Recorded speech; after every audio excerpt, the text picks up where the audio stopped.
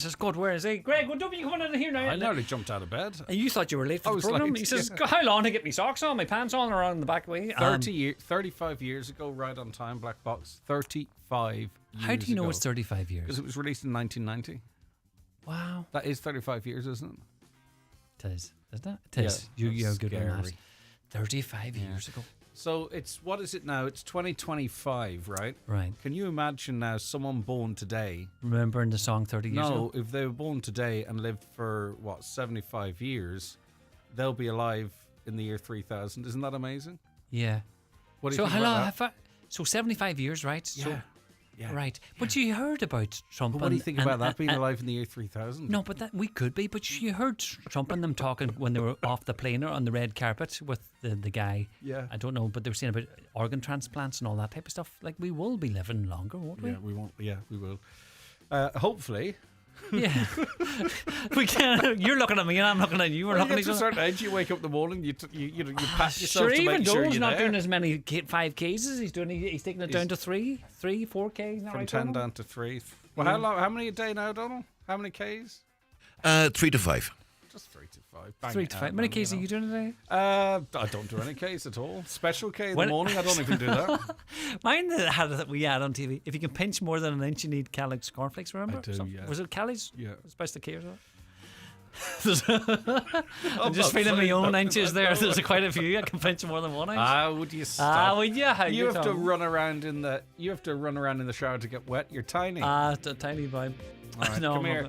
Have a good Wednesday. Love Donegal, bro. Love Donegal and that. Sure, the weather. Sure, we love it. Do you know we should appreciate that weather because there's ones in hot countries that would just love to be dancing in the rain. Let's dance in the puddles. Yeah, that's another 1990s song. Yeah, dancing in the puddles. Yeah, who sang that now? Oh, Donald Kavanagh was dancing. No, I don't He's know thinking if that's his era. dancing in the rain. Take me dancing. dancing. Blue Pearl? Could be. It could be. I was thinking Cascada, but I'm probably wrong. No, Blue Blue Pearl. Pearl. Is that Blue good? Pearl. Okay. Yeah, you're big X, right? All right, Ed Hey. Franks, as I say, it's not Donald's wheelhouse. I don't think that's... No, not really. Give me 70s classic rock. All right, okay. We can't do it on this show. Maybe you will tomorrow morning. Lee, have a good evening. Okay, it is 9 o'clock, time for a news update, and it's back over to Donald Kavanagh. Thank you, Greg. Good morning.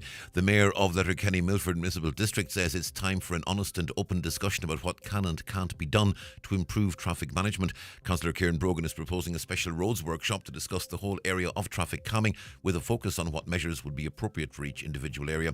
That workshop would involve all council departments and the Donegal Road Design Office working with local Gardaí and residents associations to tackle a number of issues from speeding to the use of scooters on footpaths. He says the most important thing is that members and officials are seen to be singing off the same hymn sheet. It's a team effort. We need to be coming up with solutions, but there's so many issues in so many different areas around the traffic calming. At different times we've had motions passed about putting in traffic calming measures, but I think we need to look at as a matter of urgency to send a message out that we are taking this serious, and if there is areas that needs more policing, then we need to be on message on that, and I think we need to be all singing off the same page. So I think by us all getting into the one room in a workshop forum, we can have a good discussion where we see the real pressure points. 31 public hospitals are operating at unsafe bed occupancy levels, according to figures published in the Irish Times this morning.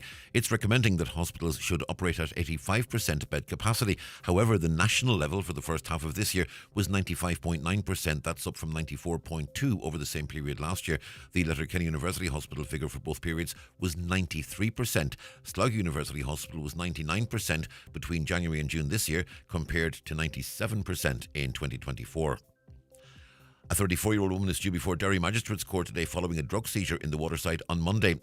The woman has been charged with a number of drug-related offences, including possession of a Class A controlled drug with intent to supply and also possession of a Class C controlled drug. She's due in court later today.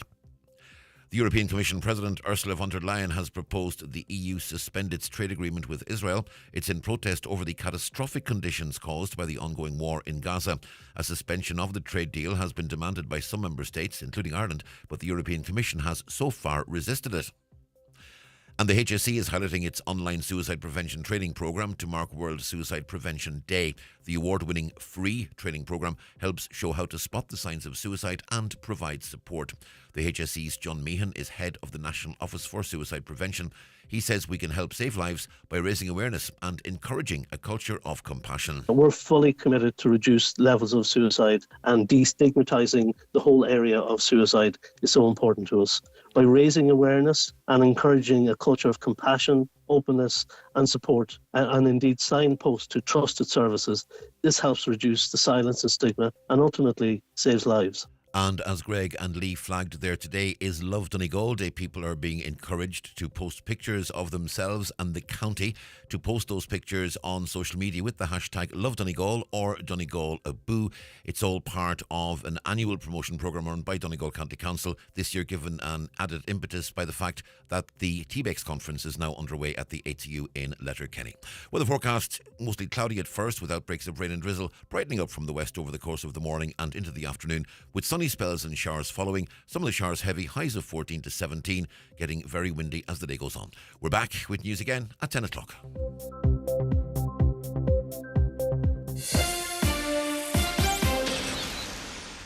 An inquiry into the historical licensing and use of sodium valproate in women of childbearing potential has been established. Sodium valproate can cause fetal harm when taken during pregnancy, but is effective in treating epilepsy and bipolar disorder. So do not stop taking it without talking to your healthcare professional. If you or a family member have been diagnosed with fetal valproate spectrum disorder, the inquiry would like to hear from you. Visit svinquiry.ie, an initiative of the Government of Ireland. And now, it's time for the talk of the Northwest, the 9 to noon show with Greg Hughes on Highland Radio. Hello, good morning, and you're very welcome along to the 9 till noon show here on Highland Radio with me, Greg Hughes, and it's great to have you on board. Thank you so much for joining us. We've got 3 hours of the latest news, features and interviews as well, of course. As we've been mentioning, it's Love Donegal Day. We're going to be out and about to one of the jewels in our crown, just in a sense of what's a platform, how beautiful our beautiful county is, I suppose, as well. Well, anyway, that's coming up in the second hour, so stay tuned for that. And we've got so much more besides. We're also going to be speaking to a sleep specialist. So maybe you have a question as it relates to your sleep. And ironically, I come in today, I didn't have a good night's sleep last night. I kept waking up. I had incredibly vivid dreams. But if you have any questions about your sleep, your partner's sleep, your mum and dad's sleep, your children's sleep, anything to do with sleep and the quality of your sleep, please get in touch with us. 086 60 25,000, and we'll get those questions answered for you, I do hope. That and so much more besides. Right, you can watch the show as always if you're at home or work in the home, the Fire Stick or your smart TV. We're on the YouTube app, Highland Radio Ireland. You can watch us there. We're on the X platform as well, and across Facebook, Highland Radio News, Sport and Obituaries, and the Highland Hub. And stay tuned also to our socials, because there's digital first content there as well, be it from events or special days like today, it being Love Donegal Day or whatever. So check out our socials and like and subscribe too if you can. Let's start with a look at the newspapers. The Finn Valley Voice this morning: planning restrictions on cabins and modular homes in back gardens are on the way out, says Junior Housing Minister Mr John Cummings. Submissions on planning permission exemptions for garden cabins were predominantly supportive during the 4-week consultation that drew almost 1,000 submissions in August. The move will be particularly welcome in the Finn Valley, with its long tradition of young couples starting out on mobile homes in their parents' back gardens. Donegal's also well placed to quickly begin building homes of this type, says Ms Natasha Richardson of Luxury Tiny Homes Bridgend. You can read more on that. I wonder how big the uptake will be. This notion that your step forward is to be living in your parents' back garden. But anyway, I'm not sure how well it will be taken up on, but who's to say? I could be very wrong indeed. Shot across the bow for Martin as Fianna Fáil backbench rebel in vote. This is the Irish Independent. Taoiseach Micheál Martin has been delivered a shot across the bow from Fianna Fáil backbenchers after the vote on the party's presidential nomination was tighter than expected. Former Dublin football manager Jim Gavin was selected to be the candidate with the backing of a majority of TDs, senators and MEPs. And I'll be honest with you, I thought it might be a little bit tighter. I thought it was a bold move by Martin, and he'll survive it and he'll overcome it, but it sends quite a message on this issue and on his leadership. 29 members of the parliamentary party defied the leadership request and voted for MEP Billy Kelleher. So these are, well, I don't know who the are because it was a private vote. I have my suspicions who might have voted for him, but this is a private vote, so we don't know. But these are senior politicians in the Dáil, by the way, just in case you weren't aware. There was further annoyance in Fianna Fáil last night after Mr Gavin confirmed he was previously approached by Fine Gael to contest the European elections. I respectfully declined that initiative, he said, or that invitation, he said, in an interview with David McCullough and RTE. I didn't see myself at that time as being a politician serving in Europe. And he's going to have lots of questions now about his experience. He doesn't have a legal background, but of course the role of president, there is quite a legal element to it. He doesn't have a political background. Now, these all could work in his favour, but now is the time where a private citizen all of a sudden comes under a great deal of scrutiny. And we'll see how he manages that. He might do quite well. You might remember that Donald Trump has constantly been trying to distance himself recently from Jeffrey Epstein, who is a convicted and now dead sex trafficker and paedophile. And there was this talk of a letter that was sent to Jeffrey Epstein from Trump, where he had drew the outline of a woman's body, the text, really weird text, implying that they had a shared secret, and then signing this letter. Trump said it didn't happen. The Wall Street Journal said it did, and he's suing them, a multi-billion euro lawsuit. But it now appears that it is true, because a book celebrating one of Epstein's birthdays has been released, and there's lots of people's names in it, lots of pictures, and this very card that Donald Trump sent to Epstein. Now, the White House continues to deny it, but that's always been Donald Trump's way. He'll just call it fake news until such time as it disappears. But Democrats in Washington have published a birthday message that Donald Trump allegedly sent Jeffrey Epstein more than 20 years ago, as the US president faces renewed pressure over his links to the late disgraced financier and convicted sex offender. The release of the note on Monday comes as Mr. Trump has struggled to quash a furore over his past relationships with Epstein, which has engulfed his administration in recent months. Here it is. We got Trump's birthday note to Jeffrey Epstein that the president said doesn't exist, Democrats on the House Oversight Committee wrote, as they posted an image of what they claimed was Mr. Trump's message on X. Whether he's involved with it or not, there's lots of other high-profile people that have sent stuff to him. And the wording of it is so weird. It's like there was this secret club that they were in the know on something that was going on. And, you know, we're looking at it through 2025 lenses.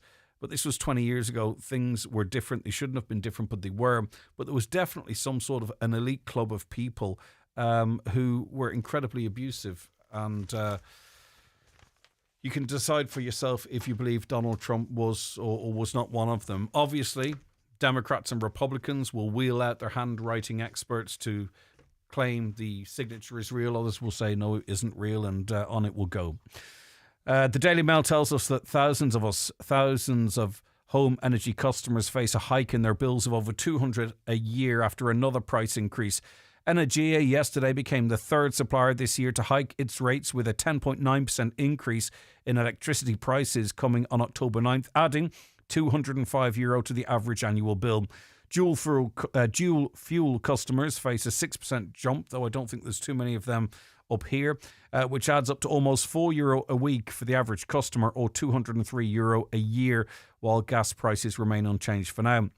Experts now fear other suppliers will follow suit before the cold winter season, but the government has ruled out energy credits as seen in recent budgets. There may be some good news, and perhaps for the majority of you out there, though, because Electric Ireland, it's the biggest suppliers.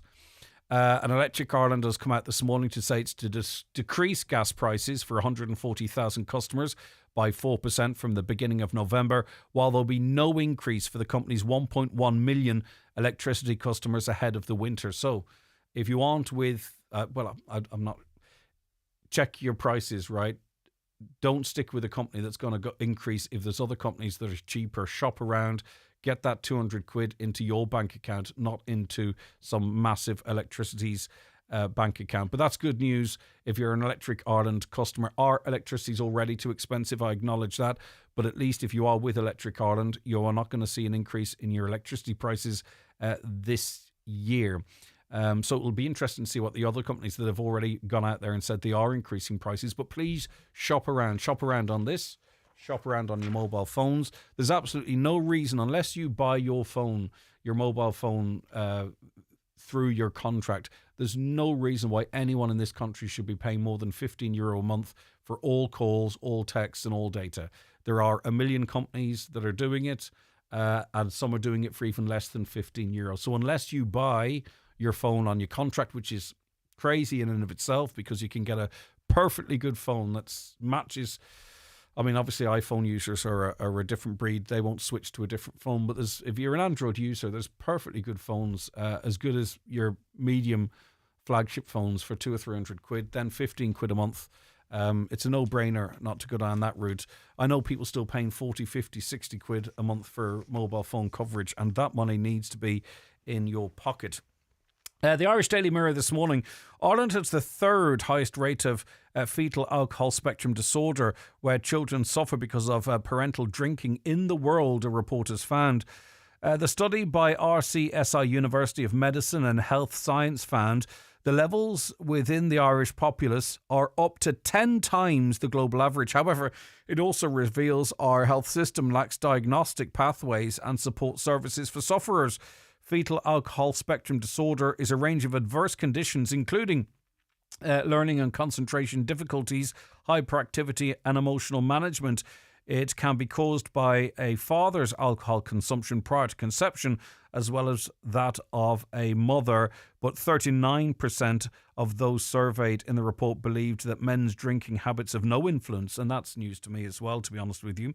The HSE estimates between 2.8 and 7.4% of the Irish population lives with fetal alcohol spectrum disorder. Third in the world in terms of rates there. As you would know, plenty of coverage of the vile threats being levelled to Simon Harris and his family.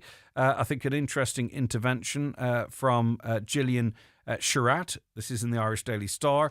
The mother of young Harvey Morrison, Sherratt, has spoken out against the unacceptable threats made towards Simon Harris and his family, labelling them disgusting. Gillian Sherratt also shared her hope that these threats were not made in Harvey's name. Harvey died in July at the age of 9 after waiting 7 years for scoliosis surgery. Despite finally undergoing surgery 7 months prior to his death, the severe progression of his spinal curve meant it could no longer be fully corrected. During his tenure as Health Minister, Taoiseach Simon Harris had promised that no child in Ireland would wait more than 4 months for scoliosis treatment. Over the summer, there was a very angry response to that case, but Gillian has come out to say, please do not make these threats in my son's name. Did you endure the football last night? Arguably one of the worst performances by an Irish soccer team ever. They lost to a team ranked 105 in the world. Already, we're only 2 games in of a 6-game series, and this is for qualification to the World Cup, and we have no chance now. You can frame it as I think we've got Portugal twice next, right? So where will we be at after 4 games? We took 1 point in our first game, no points yesterday, and the team are not interested in playing for Ireland. They do not want to play for Ireland. And I said yesterday on Facebook, give me a team of League of Ireland players that go out there and bust a gut and lose over, people on multi-million euro contracts in the leagues over in Britain that don't care. They don't want to play. I don't even know why they turned up for the game. And I'm not sure what to make of Hemer Hallgrimsson. He's admitted Ireland need a World Cup miracle. The boys in green suffered the worst competitive loss in their history by losing to 105th ranked Armenia. I feel sorry for the 635 fans that travelled over for that trash. The Icelander previously admitted his side would need maximum points against the group's lowest seeds to qualify, but the boss reckons the American dream is all but over after taking just 1 point from their opening 2 games. He said, we probably need a miracle to qualify from now. I am a little lost for words. I would say it's the worst performance since I came in tactically. It was brutal. And as I say, change the management, stick in a manager, stick in a squad of Irish players that play in this country, that play often, not just for the money, but actually because they love the shirts, because that was pure trash. If you want to talk about that or anything else, 08660 25,000, 08660 25,000, or give us a call if you prefer on 074 91 25,000. Newspapers are kindly supplied by Cosgrove Centra, Mountaintop Letterkenny. Now with the new look Mountaintop Diner. The 9 till noon show with Letterkenny Credit Union. Simplify your debts with a debt consolidation loan from Letterkenny Credit Union. Call us on 074 910 2126 or apply online via our app or in office today. Hi, Michael here from iMotors. I would like to invite you up to our used car sales event. The big end of summer sales event with fantastic offers. Customers from all over the Northwest are coming. Over €200,000 in reductions. Plus, spin the wheel for cash and prizes with every purchase. September 13th to 21st. Don't miss out. Visit us at iMotors. iMotors, fearless generation. Here at Braden's House to Home Interiors, Bridgend and Maville, we're having a huge September sale. We have extended our Bridgend shop so that now we can't be beaten on choice as well as price, as we slash prices throughout all departments, such as recliner and fabric suites, dining tables and chairs, beds and mattresses, curtains and rugs. And don't forget our large flooring department stocking carpet, vinyl and laminate flooring. We give a weekly service to Donegal, Derry and Strabane, not to be matched. So call on today to Braden's House to Home Interiors, Bridgend and Maville for all your home furnishing needs.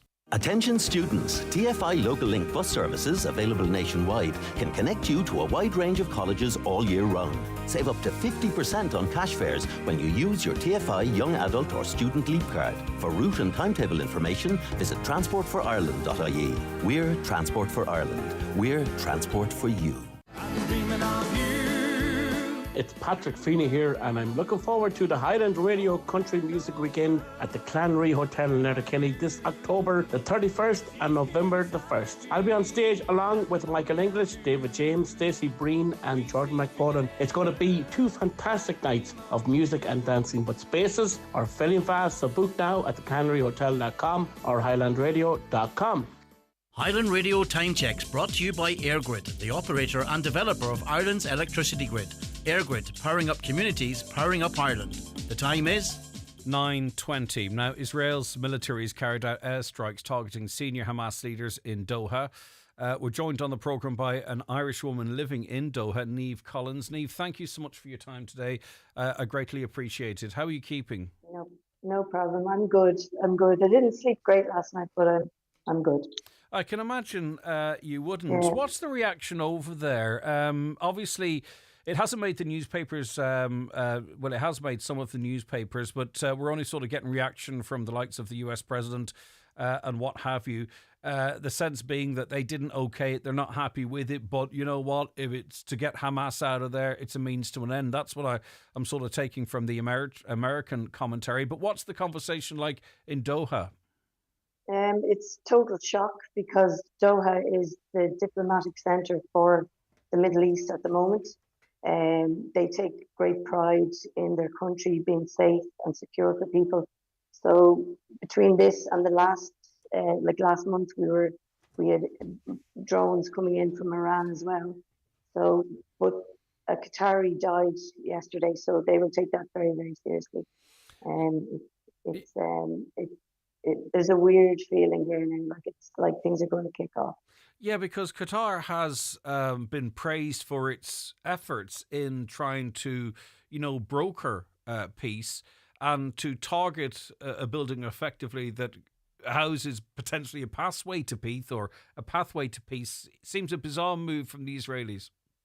Yeah, it's a very big, bold move, and I think everybody's just kind of waiting to see how Qatar will react, or I don't know about retaliate, but they certainly won't stand for it, especially when someone from their own, if they take that very, very seriously, has died. So also the fact that there was no warning, it was in a public place, a diplomatic area, but it's also a residential place with 2 kindergarten schools and then couple of public schools, a time when children were leaving school. So it was that was taken very, very badly as well.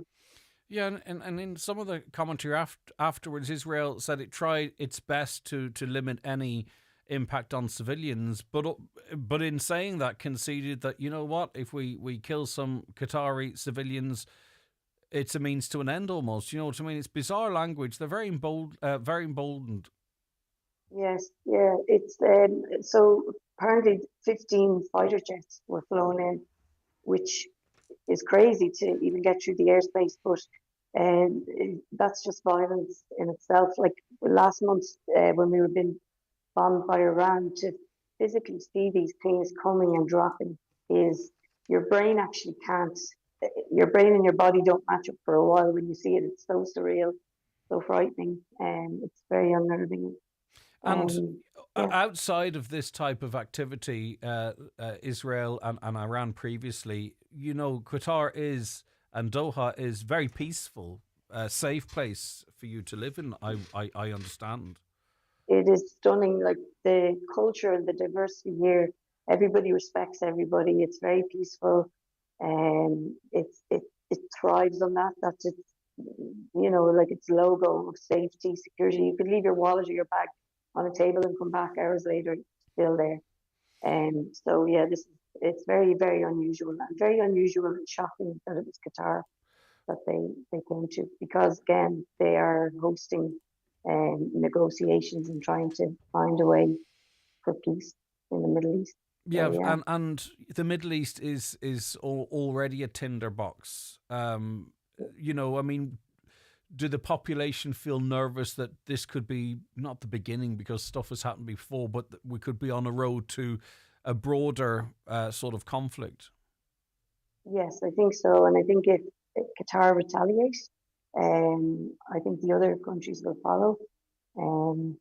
They're quite sick of the whole scenario now themselves. So, but you definitely feel it in the air. You feel an uneasiness. People, you know, your confidence is kind of racked.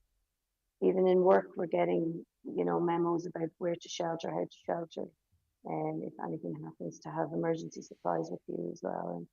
And it's not the norm, especially for a girl from Dunshaughlin, County Meath. Yeah, well, with that in mind, what does your future hold now? I mean, you know, you have to look after yourself as well.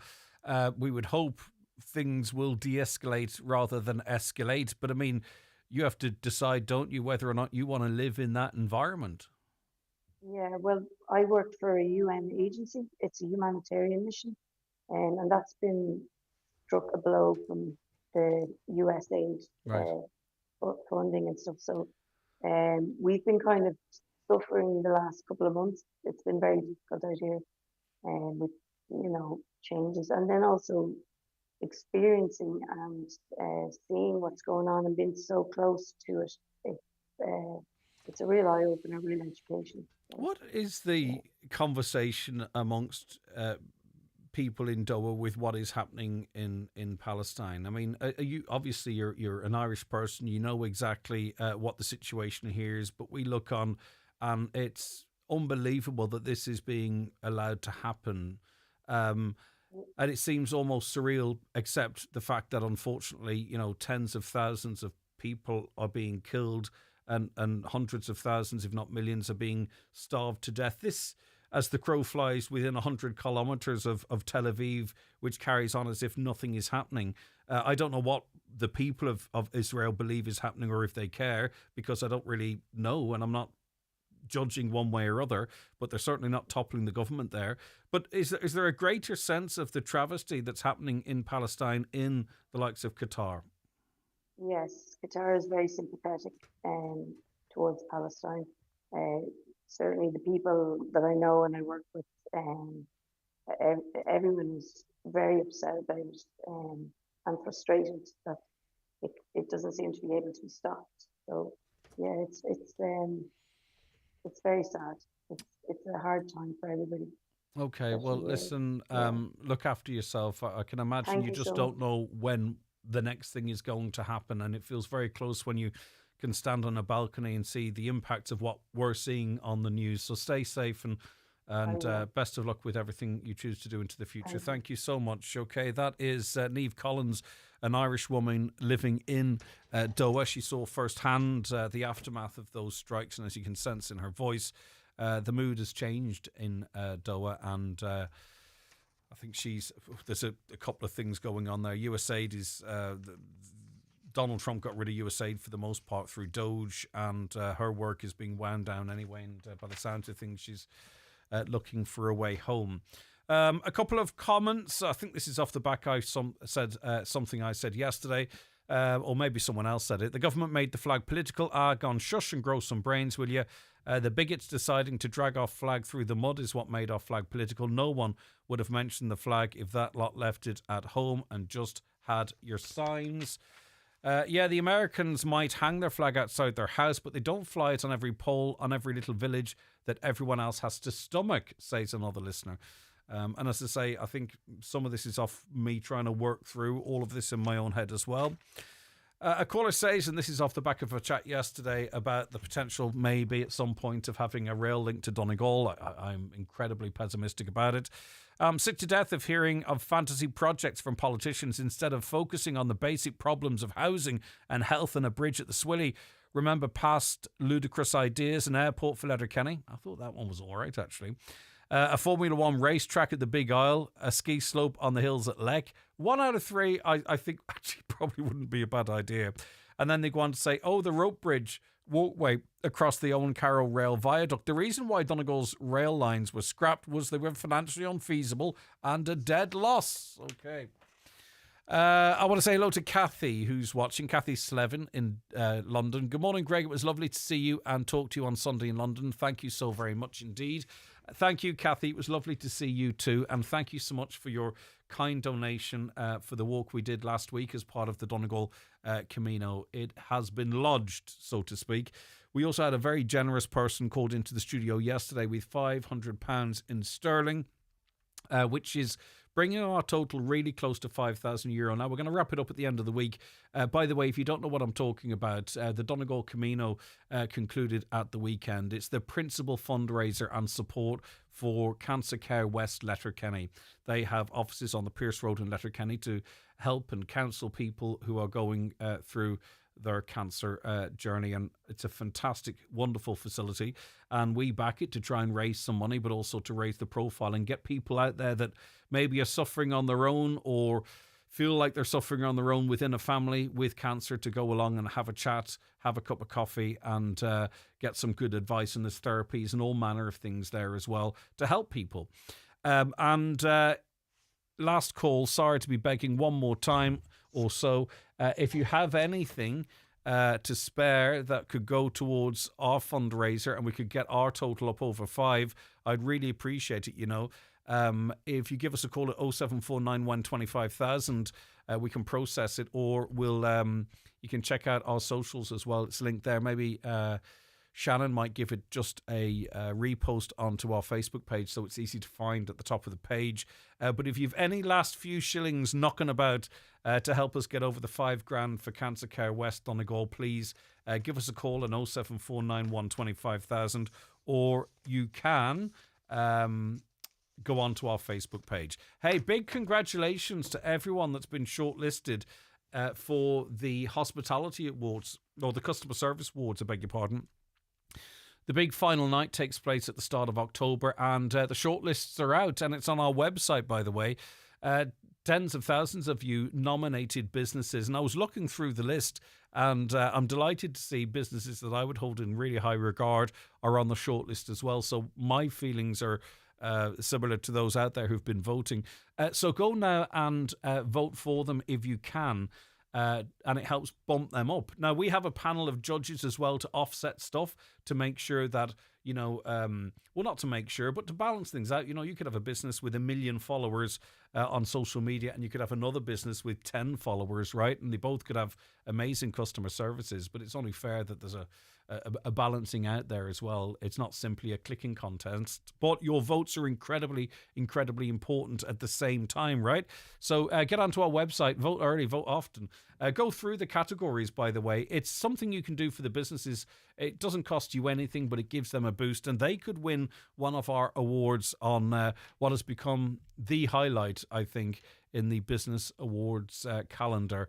And so get on and vote now if you can, and give those businesses your support. Watch the show live now on YouTube, Facebook, and at highlandradio.com.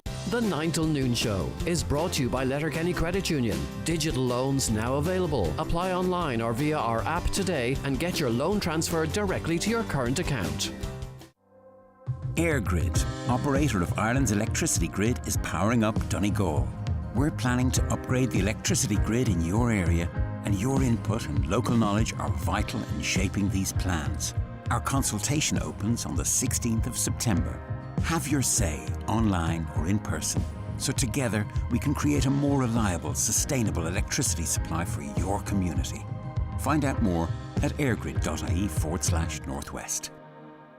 If you're aged 59 to 70, we will invite you for a free HSE bowel screening home test. Screening can help find signs of bowel cancer early, before any symptoms show, making it easier to treat. September has arrived and your local Maple store has everything you need for a fresh new season. From tasty lunchbox fillers to warm autumn treats and all your everyday essentials. Maple has everything you need under one roof. Quick, easy and always local. Call into Maple Milford, Maple Express Carrigard, Falcara Castlefin or your nearest Maple store. Keeping it fresh, local and convenient. Don't forget to follow your local Maple store on Facebook for exclusive monthly offers and updates. At Blue Poppy Dentistry and Orthodontics, we specialise in creating confident, natural-looking smiles through expert composite bonding. Doctors Anna and Lydia combine precision and artistry to reshape, refine and refresh your smile with stunning results. It's just one of the many ways Blue Poppy puts your smile first. Call us on 07491 20355 or book online at bluepoppydental.com. Blue Poppy Dental and Orthodontics, Letterkenny and Donegal Town, where smiles shine brighter. Don't delay when you get your bowel screening invitation. Call us today on 1-800 45 45 55 or visit bowelscreen.ie. From the HSE. Right, I suppose there is an irony that we're talking about our next topic on what is Love Donegal Day, because some people clearly don't love our beautiful county, or in fact their own beautiful county. Mark joins us on the line now. Hi, Mark. Hi, Greg. Good morning to you. Good to have you with us. You've come across not just like as if it's bad enough, you know, wrappers and papers and what have you, but big stuff being dumped in some of our most beautiful areas. What have you come across? That's right. So I'm working in Graham there over the weekend, and I came up through, and we took along the side of the road on the Graham side of Loch Salt, and a bag of beer bottles and cans threw in among them. I was just shocked to see where it was lying. You know, all summer there's been tourists pulling up there, stopping at the top of Loch Salt and taking pictures and everything. And then I just thought, you know, that really shows you what some people don't care about. They just throw it off one of the most scenic spots we have. Yeah, and someone's bagged up the bottles. I mean, they were so close. Oh, they were set off probably with the bumpers. Because they've been bagged up, and I thought first maybe somebody who cars had collided, and it was just, you know, left over from that. But when you see the way the bags set it among them, it's definitely set off all the whole lot probably in the one go. Yeah, they were heading over Loch Salt, and they decided that would be a good spot to dump this stuff. I mean, it's crazy, isn't it, Mark? It's so frustrating. It's not your first discovery either. No, about 3-4 weeks ago there was a mattress up on top of the bushes there, alongside the law. You know, I sat there for a couple of days, maybe a week, but I'm not sure what gathered it up. But I've seen where those bumpers are. I've seen stuff dropped off there before. You know, all bits of cars as well. Again, so it was like somebody's using it as a dumping spot because they know the council will pick it up. Yeah, well, you see, that's it. And it's very isolated. How do we nab these people? I mean, if someone's passed, we need to maybe, that is a busy road. Did anyone see it being dumped? Did they get a number plate? No, nothing. That was thing. They just turned up there one morning. They were just sitting there. All summer there's been tourists from all over Europe there. So have up with camper vans and just parking up for cars and getting out and taking pictures of the view in front of them, out over the water and the beaches. It's just sad to see it in one of the spots where like you do get a lot of tourism. Yeah, and it's almost been left there, hasn't it, as if we leave our bins on the side of the road. They've left it there for it to be picked up. Like, that's the crazy part of it. Something on the same idea, we'll just leave them up there because they won't get collected, so because the council will come and gather them up. Yeah, all right. Just somebody using it as a handy dumping spot. It's absolutely crazy. What do we do, though? What it is? All we can do is keep a good eye out for it, just keep watching. Someday somebody will come across them. So they will. All right, Mark, listen, thanks so much for your time. Thanks for helping us to highlight that. And, we can't do anything about it now retrospectively, but what we can do is say, you know what, enough is enough. We need to be the eyes and ears as well, because how else are we going to track all this stuff down? Grania joins us on the show now. Hi, Grania. Hi, Greg. How are you? I'm good. Another big item just dumped for someone else to figure out. Yes, a lovely fridge freezer dumped. I just think I was laughing to myself there listening to Mark. Perhaps the cans and the bottles that he found came out of the fridge freezer that we came upon. Yeah, up in Lisnagra, just outside Muff Village, like I would say, a haven of a spot where we all go walking. And now, yesterday was the first time I came upon something big being dumped. I've had numerous photographs sent in to me of other large items like sofas, chairs, car wheels. Other fridge freezers have been dumped in this area before, but I came upon this myself and my friend were out walking yesterday morning about 8:45, and just on a lay-by on the road adjacent to Lisnagra, Ardmore, just outside Muff, which, unlike the Salt Lake area, it's would be a quieter area, especially in the evening and night time. So it's a prime area for someone to come along and just dump something off. But it's really, really starting to aggravate all the residents in Muff, and our entire community, because this area is an area of outstanding natural beauty, I have to say. There's no question about that. But the rubbish dumping is becoming extreme, and really is getting to that stage now that people are starting to get really angry at it. There's no excuse for any of the dumping. Well, they know it'll be collected. Yeah, that's it. But the thing is, you talked about couches and wheels and stuff. All they have to do is go to a civic amenity site. The fridge is free. You can dispose of that responsibly for nothing. Well, that's what really annoys me too, because we live in Muff, and no doubt these people are either in the Muff area or surrounding area. And I'm not sure if we're supposed to use the recycling plant over the border in Derry, but it's there, just in the road, a mile in the road. There's a recycling plant where everything is free. So why not leave it in there as opposed to an area like Lisnagra here in Muff? And like I say, only for our local councillor, Terry Crossan, he gets everything lifted. So they're aware of this, that the councils will come along and pick it up, and it just shouldn't be. No, it shouldn't. So, do you think that, when we have hotspots of it, and there's people listening all over the region that will have a hotspot in their own area, do you think it's one person that sort of collects rubbish out the back of a van, or do you believe there are, a section of society that they know hotspots to dump? You know what I mean? How I wouldn't know even where a good place to dump something is, yet people seem to go back to the regular spots over and over again. And I don't think, and I think I'm speaking in the whole community, it's not one person. Yeah. There is a selection of people that just simply, obviously, don't have a conscience, quite frankly, as regards their local area or appreciate what they've got in the local area. But definitely, not just my own opinion, I do think others will agree that it's not one person. Not the amount of rubbish that has been picked up on the Lisnagra road.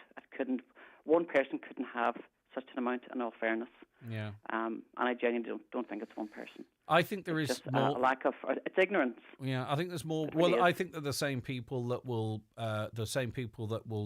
throw rubbish out the window of the car, let their dog poo anywhere, park in a disabled space, because these are characteristics of someone who doesn't care about their fellow members of the community. Exactly. Yeah, very much so. You can I get. don't appreciate the beauty they have. Yeah, anyone who's got an interest in nature, and you've seen them in the middle aisles of some of the supermarkets, trail cams, cams for watching birds or what have you. They've batteries. They're remotely triggered. Like, why aren't we doing that? Like, the places in your area, Grania. I know places where people are regularly dumping. Why aren't we surreptitiously putting cameras in with a view to catching a face or a number plate? And I don't mean us as the population. I'm on about, the environmental section of Donegal County Council, for an example. Like, let's crack down on this. Let's get 15 of these cameras, scatter them around the county, and see who we can catch. Well, that's the stage it's got to. It's going to have to be done. But it's a shame it's come to that extreme that we have to put up cameras to catch people who are illegally dumping. But yeah, that's going to have to be done. I suppose approaching the councils would be the next stage, and trying to get those cameras erected, like in those particular, as you say, hotspots. Yeah, very, very frustrating. And that's something I don't really like, but I think it has to now is name and shame. It has to be done. Yeah, well, but you see, the softly, the educational approach is clearly not working. And what comes next? It's the fines. It's it's ending up in court in a public arena or something, because we're talking about Love Donegal Day, and we do have an amazing county, but some people simply don't care for the county or the people that live in it. Exactly, yeah. And I think there is an on-the-spot fine, isn't there, for illegal dumping of €150. I think I was reading that somewhere lately. So if they're caught, and it's only a small fine as well, it should actually be more. Yeah, I think so. But because it is a shame, as you say, on this particular day of all days, to have to highlight something, an issue as such. Love Donegal Day.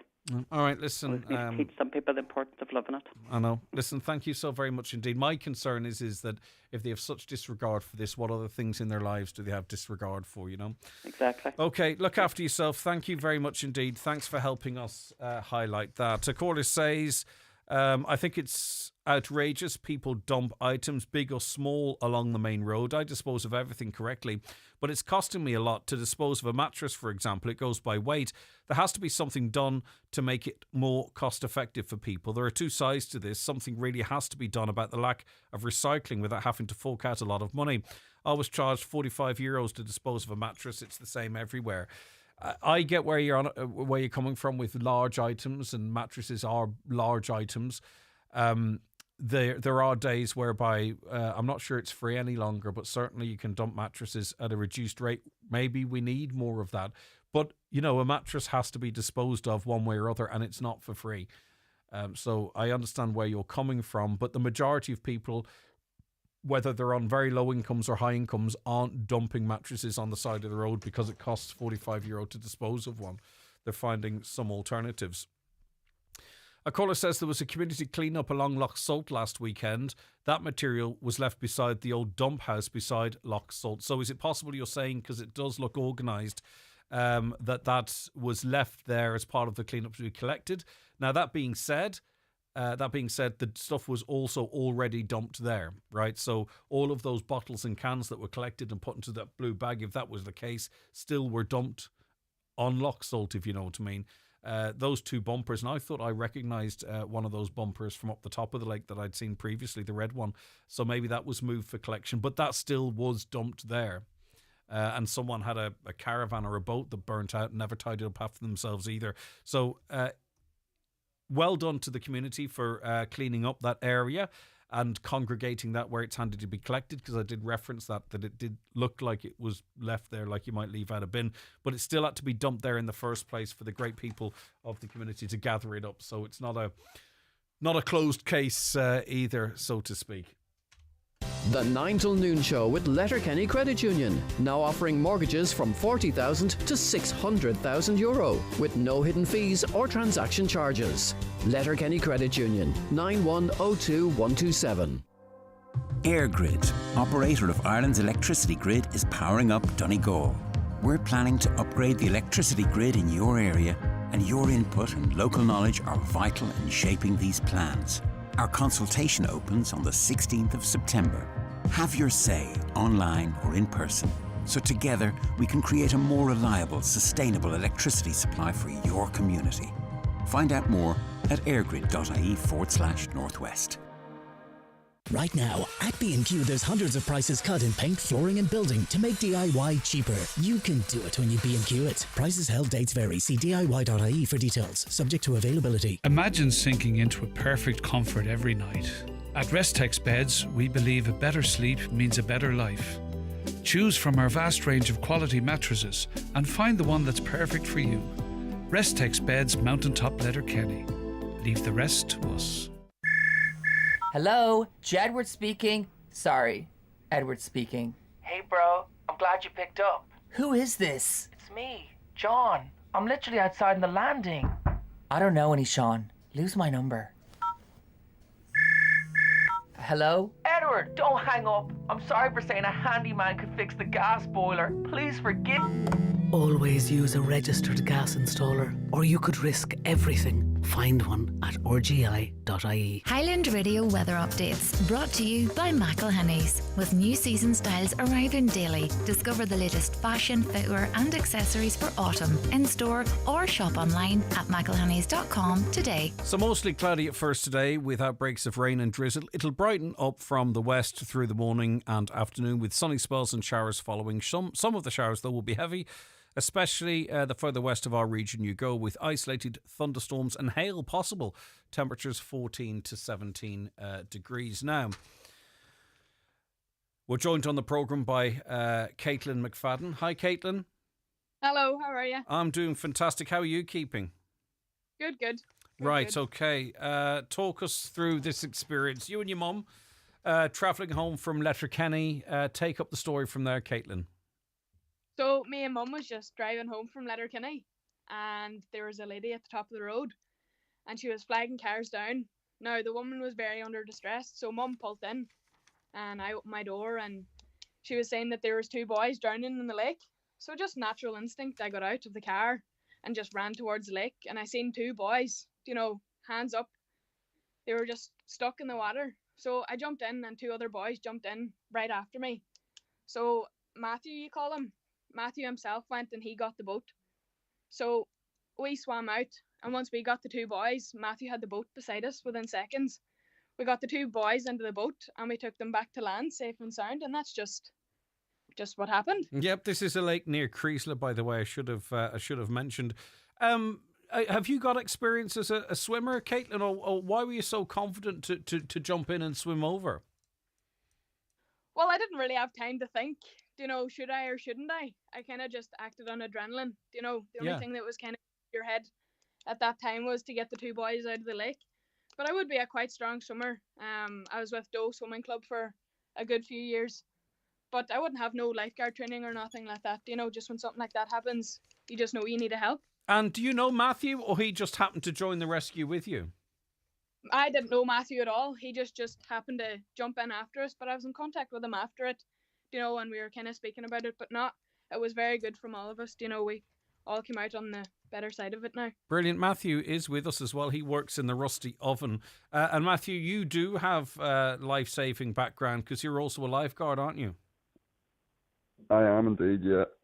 And you... I've never actually performed anything but yeah. Well, your training your training kicked in. So you just happened to be there, really, at that time?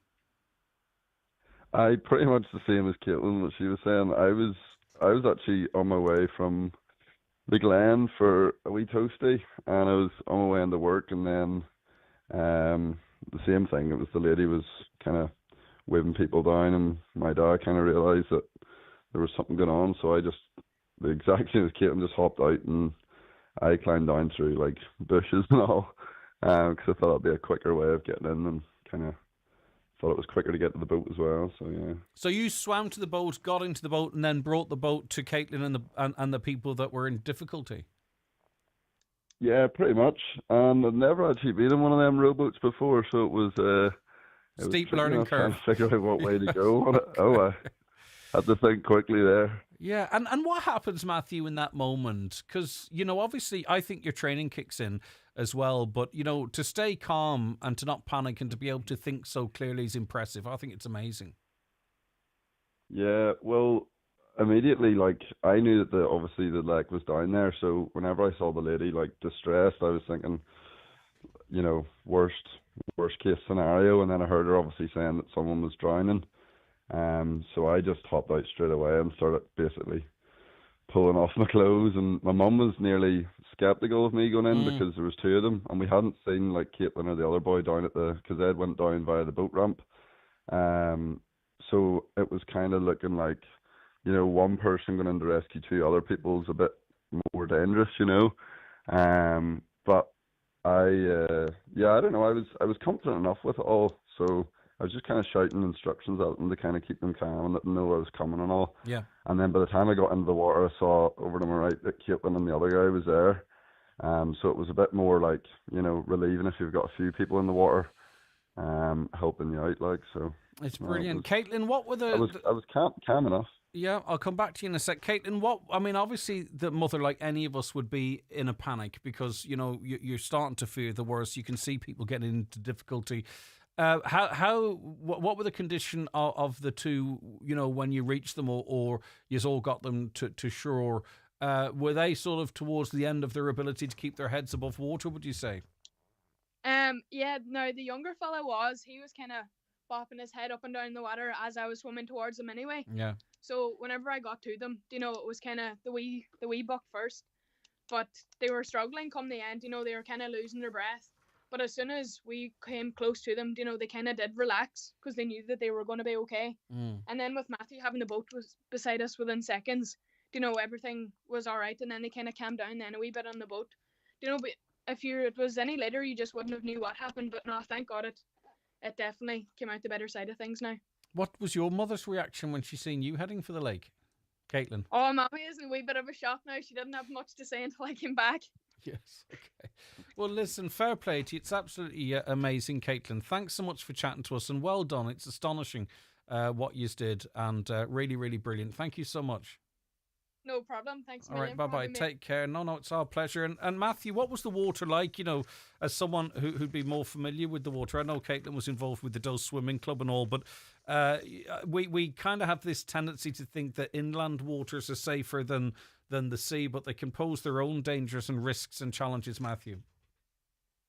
Yeah, so, like, I hadn't really thought about it until I got in. I started, like, whenever I was starting to swim, I could taste, obviously, because I'm used to swimming in the sea, like surfing and all.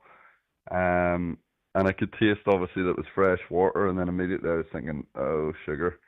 There's less, like... Less buoyancy, isn't there? You're less buoyancy, yeah, because there's no salt in the water, which would have been harder for them to swim, so maybe they would have been used to jumping about in the sea, and they were maybe had wetsuits on before, and they were used to kind of floating about, but in a freshwater lake like that, you're a lot less buoyant. But then on the flip side, if they were drowning in the sea, then they're swallowing salt water, which would cause them to kind of regurgitate it a bit more and be a bit more sick, and then probably more chance of like suffocating on the water. So it was literally just, it could have gone either way in either scenario, but I think it was down to seconds really that we were actually all there at the right time. You couldn't really have picked it to come out a better. No, because you just happen to be. I mean, the fact that you're a lifeguard that happens to be getting a toasty, and the fact that Caitlin's a strong swimmer as well, and the fact that she was able to get to them, offer reassurance, and you landed then in the boat. I mean, you never want a situation like this to happen, but as things turned out, it couldn't have gone much better in terms of a rescue, and everyone's back on shore and safe. And I'm sure it'll take them a wee while to get over that shock, especially Mum on the sidelines. Like it's a very difficult situation. But listen, Matthew, fair play to you, an absolute hero, as is Caitlin. And there's another local girl was involved in it as well, I believe. I just don't have her name to hand here. But Matthew, listen, thanks so much for joining us, and well done to you. It's brilliant. Cheers, thanks very much. All right, bye-bye, Matthew. That's two heroes there, Caitlin McFadden and Matthew there as well. and everyone is safe and sound now. There will be a little bit of an emotional hangover dealing with a stressful situation like that, but remarkable. 2 young people as well. Not that that matters, but I'll not hear any criticism of our young people. They're absolutely amazing. Right, after 10, we're going to be going somewhere very beautiful in Donegal to get a sense of what it's like in the piddling rain. It's part of Love Donegal Day. This is a big week, by the way, for tourism and our profile. So if you've any lovely pictures out there or any videos, share them on your social media and use the hashtag Love Donegal, because it all matters, and these posts are viewed all around the world, and it just helps to boost the area and boost the economy. All right, we'll be back with that and so much more after we take a break for the news at 10. McGowan Hearing, your audiologist experts, now in Letterkenny, Buncrana and Carndonna. Book your free hearing aid consultation in our clinic or your home across the northwest and beyond with Dara McGowan on 07191 00208. It's the 2025 World Chip Sizzle Freestyle Contest, and Charlie's Chips are in the lead again. They're coming up to the finishing pan, and Charlie's Chips are the 2025 World Champions. Sourced locally, hand-cut and freshly cooked. Served with mouth-watering burgers, fresh battered fish, or delicious chicken. Open Tuesday to Saturday 12 to 8, and every Friday for breakfast from 9. Take away or sit in. When the hunger hits, pull into Charlie's on Pierce Road, Letterkenny. Starting to think about what's next? Then don't miss Ulster University's Open Days this September. Visit us in Derry, Londonderry, Coleraine and Belfast to find out where a degree from Ulster could take you. Ulster combines a fantastic student experience with a focus on your future career. That's why we're named the UK and Ireland University of the Year 2024 by Times Higher Education Awards. Register now at ulster.ac.uk/Open Days. New this week in Home Store and More. All bar stools are all half price. But better hurry, because when all our half price bar stools are gone, they're gone. Also, all mattress toppers are still all 33% off. And all painting and DIY accessories are still all half price. But when all the 33% off mattress toppers and all the half price painting and DIY accessories are gone, they're definitely gone. Drop by your local Home Store and More. Visit us online at homestoreandmore.ie. Home Store and More. A happy home.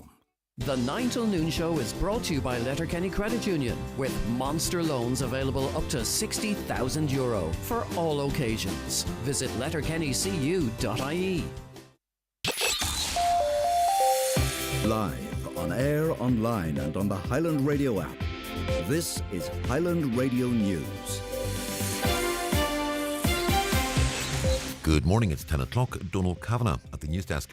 The Mayor of Letterkenny Milford Municipal District says it's time for an honest and open discussion about what can and can't be done to improve traffic management. Councillor Kieran Brogan is proposing a special roads workshop to discuss the whole issue of traffic calming, with a focus on what measures would be appropriate for each individual area. That workshop would involve all council departments and the Donegal Road Design Office, working with local Gardaí and residents' associations to tackle a number of issues, from speeding to the use of scooters on footpaths. Councillor Brogan says the most important thing is that council members and officials are seen to be singing off the same hymn sheet. It's a team effort. We need to be coming up with solutions, but there's so many issues in so many different areas around the traffic calming. At different times we've had motions passed about putting in traffic calming measures, but I think we need to look at, as a matter of urgency, to send a message out that we are taking this serious, and if there is areas that needs more policing, then we need to be on message in that, and I think we need to be all singing off the same page. So I think by us all getting into the one room in a workshop forum, we can have a good discussion where we see the real pressure points. The Chief Operations Officer with the Irish Cancer Society says there is scope for more research to be conducted at Letterkenny University Hospital. Edel Shovlin, a native of Donegal, was speaking at a function during which a cheque for almost €223,000 was handed over by Relay for Life Donegal, the proceeds of this year's event. She told the meeting the Society spends a considerable amount in the county on services such as night nursing and transport to and from appointments. She said that when it comes to Letterkenny University Hospital, it's acknowledged that improvements are necessary, but she said it's good that the hospital is growing as a cancer treatment centre. We will continue to fund research here in Ireland, and we hope that Letterkenny will continue to provide some of that research here locally in the county.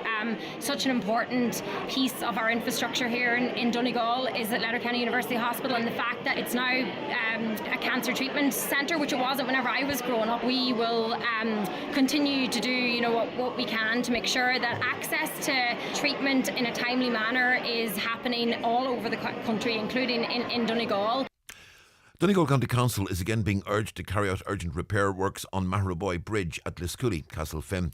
Local councillor Gary Doherty says following recent heavy rain, water levels have swollen again and he fears for the integrity of the bridge. He says there's also a very real risk of flooding in the area. Councillor Doherty told a meeting this week that he's been raising the issue for a number of years and action is more necessary now than ever before. It's not a case of if something happens at this bridge, it's a matter of when.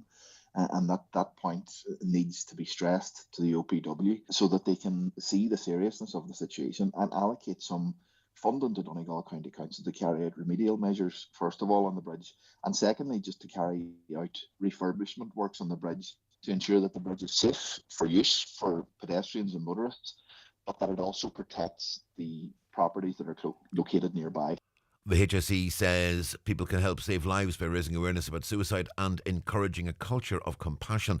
It's highlighting the free online suicide prevention training programme to mark World Suicide Prevention Day. The HSE's John Meehan is head of the National Office for Suicide Prevention. He says training helps people spot the signs of suicide and gives them the confidence to provide support. I would encourage anybody to participate and log on to Let's Talk About Suicide. And that, we have found through research, gives people the encouragement and the confidence to know where to appropriately signpost individuals in their time of distress. And there's a link to that online programme on our website, highlandradio.com. The European Commission President Ursula von der Leyen has proposed the EU suspends its trade agreement with Israel. It's in protest over the catastrophic conditions caused by the ongoing war in Gaza. A suspension of the deal has been demanded by some member states. So far, it's been resisted by the European Commission. And the annual general meeting of the West Ulster Rail Initiative is being held this evening. There are growing calls for the restoration of rail services across the Northwest region. With more, here's Katie Gillen. The West Ulster Rail Initiative, which was established in 1995, is calling for the re-establishment of rail connectivity in Donegal and is holding its AGM this evening at 7:30 in the Station House Hotel in Letterkenny. David Crooks, chairman of Donegal West Ulster Rail Initiative, says that sustainable transportation systems ensure regional economic development, and he stresses the need for the re-establishment of rail into Donegal for students, patients, tourists, businesses and local communities. The WURI says the current plight experienced by drivers in traffic congested cities and towns means that rail connectivity is needed in Donegal and throughout the Northwest. They say they look forward to meeting all those interested in getting rail back into Donegal, climate change and road traffic congestion. Looking at the weather forecast, mostly cloudy at first with outbreaks of rain and drizzle, brightening up from the west as the morning goes on and into the afternoon. Sunny spells and shower will follow. Some of the showers quite heavy, particularly in the west, with isolated thunderstorms and hail possible in highs of 14 to 17 degrees Celsius. It'll become quite windy, particularly in northwest coastal areas. And that's Highland Radio News. We're back with news again at 11 o'clock. Until then, from the news team, good morning. The obituary notices this Wednesday morning, September 10th. The death has occurred of Kieran Lafferty, Liscooley, Castlefin, reposing at the family home today and tomorrow from 11 a.m. until 11 p.m. Funeral from the family home on Friday morning at 10:30 for Requiem Mass at 11 o'clock in St Patrick's Church Crossroads, Killygordon. Interment afterwards in the adjoining churchyard. Family time please on the morning of the funeral. The death has occurred of John Sean Doherty, Cheermain, Clonmany. John's remains are reposing at the family home.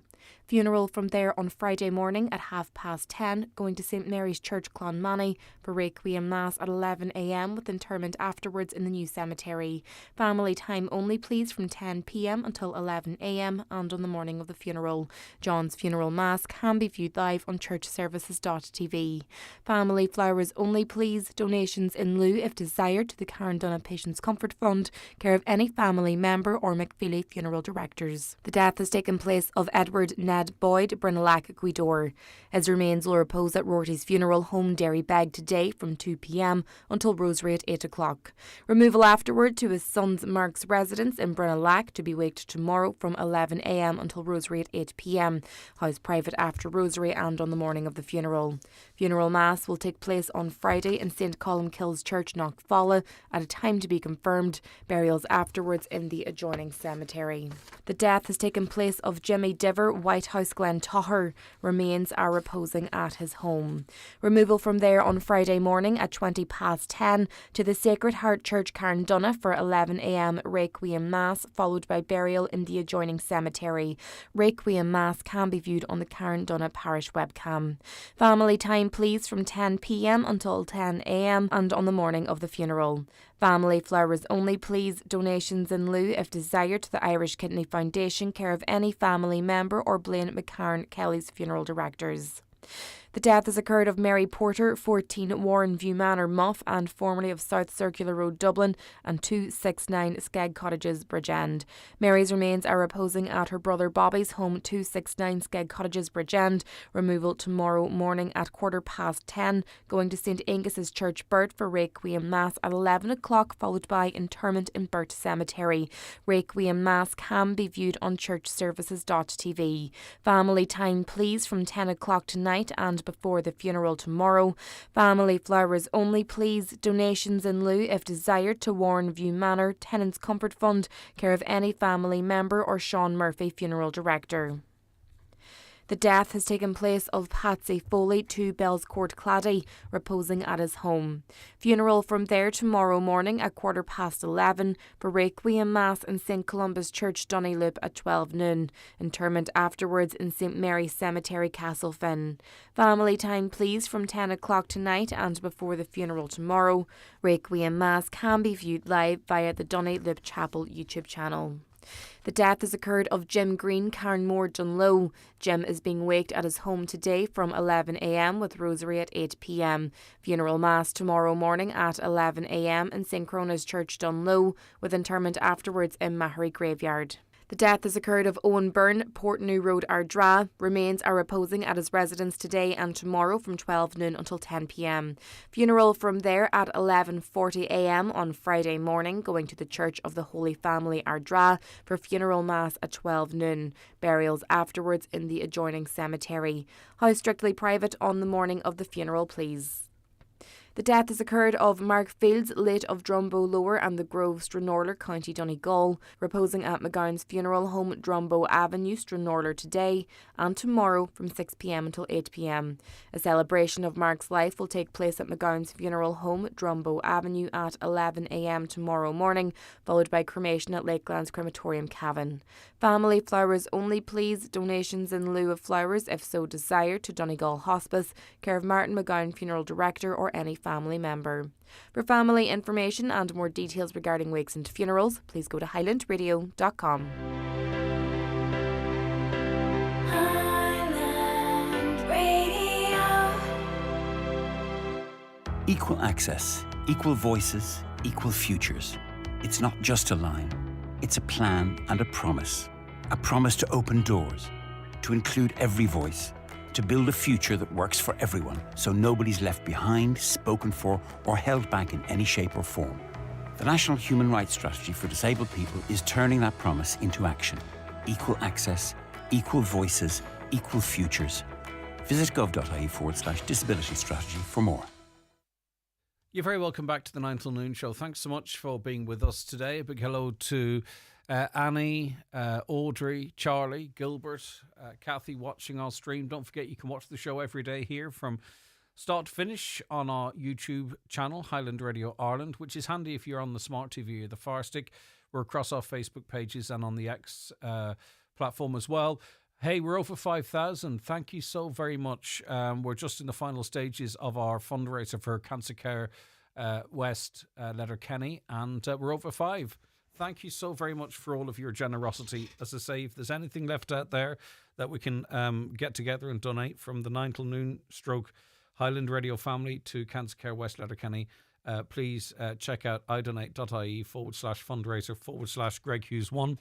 Give us a ring here at the radio station, 07491 25000, or check out our socials. Now on to your comments.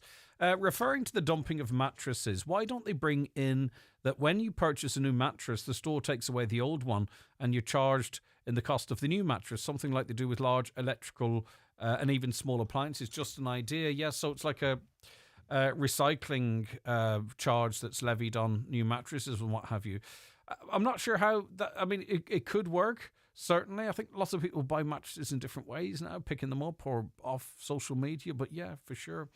Well done to Caitlin and Matthew. Thank God they were around. They're two of the three young people who got a call to action and went out to the lake there at Creasla and saved a dad and their son. Astonishing bravery and a wonderful happy ending for everyone involved.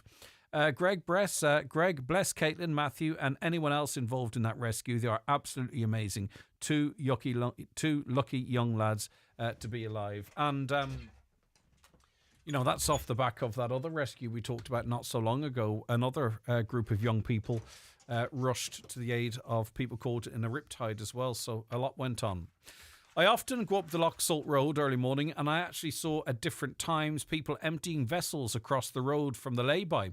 I believe that there should be no overnight parking at that spot, and I've always said that the council should look after this viewing area, put toilets there, put a gate on it that would be opened early morning and locked at night. But the problem, even with big, high-level areas, is that who's going to open it, who's going to close it. We've had problems, and we're going to be going there shortly, funny enough, with on Green in Avalia, where we couldn't get access at certain times. So I don't think we could sort it out in one viewing spot that's quite far removed from any population at all. Hi Greg, could you highlight, I just pulled into Little at Milford off the main road. My car skidded badly. There must be something on the road, very dangerous. Yeah, be careful there. There's something else dangerous in Milford. There's a junction there by the schools at Milford that there is at least one collision every single week, and it's only a matter of time before someone gets very seriously injured. And also, the amount of people that are having to go through car repairs and insurance companies and what have you. I'm not sure if you're familiar with the area. It's a crossroads there, just before you go up the Bray into the top of Milford, so to speak, and the one-way road loops back from Milford and crosses there as well. There are stop signs, but they're not working. People are going through those stop signs on a regular basis, and also too, the road markings are invisible. I don't know why it's such an accident black spot or a collision black spot, but it seems to be, and nothing seems to be done about it either. As I say, you would hear from the guards that there's collisions there on a regular basis, so I don't know.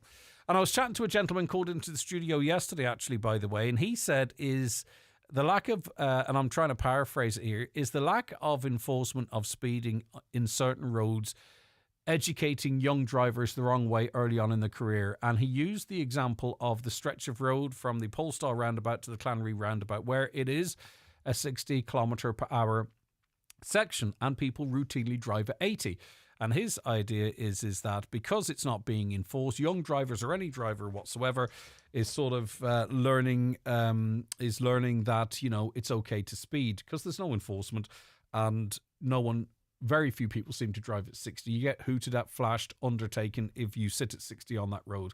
So he says there should be a crackdown, some level of enforcement, because it's kind of a green light to speeding.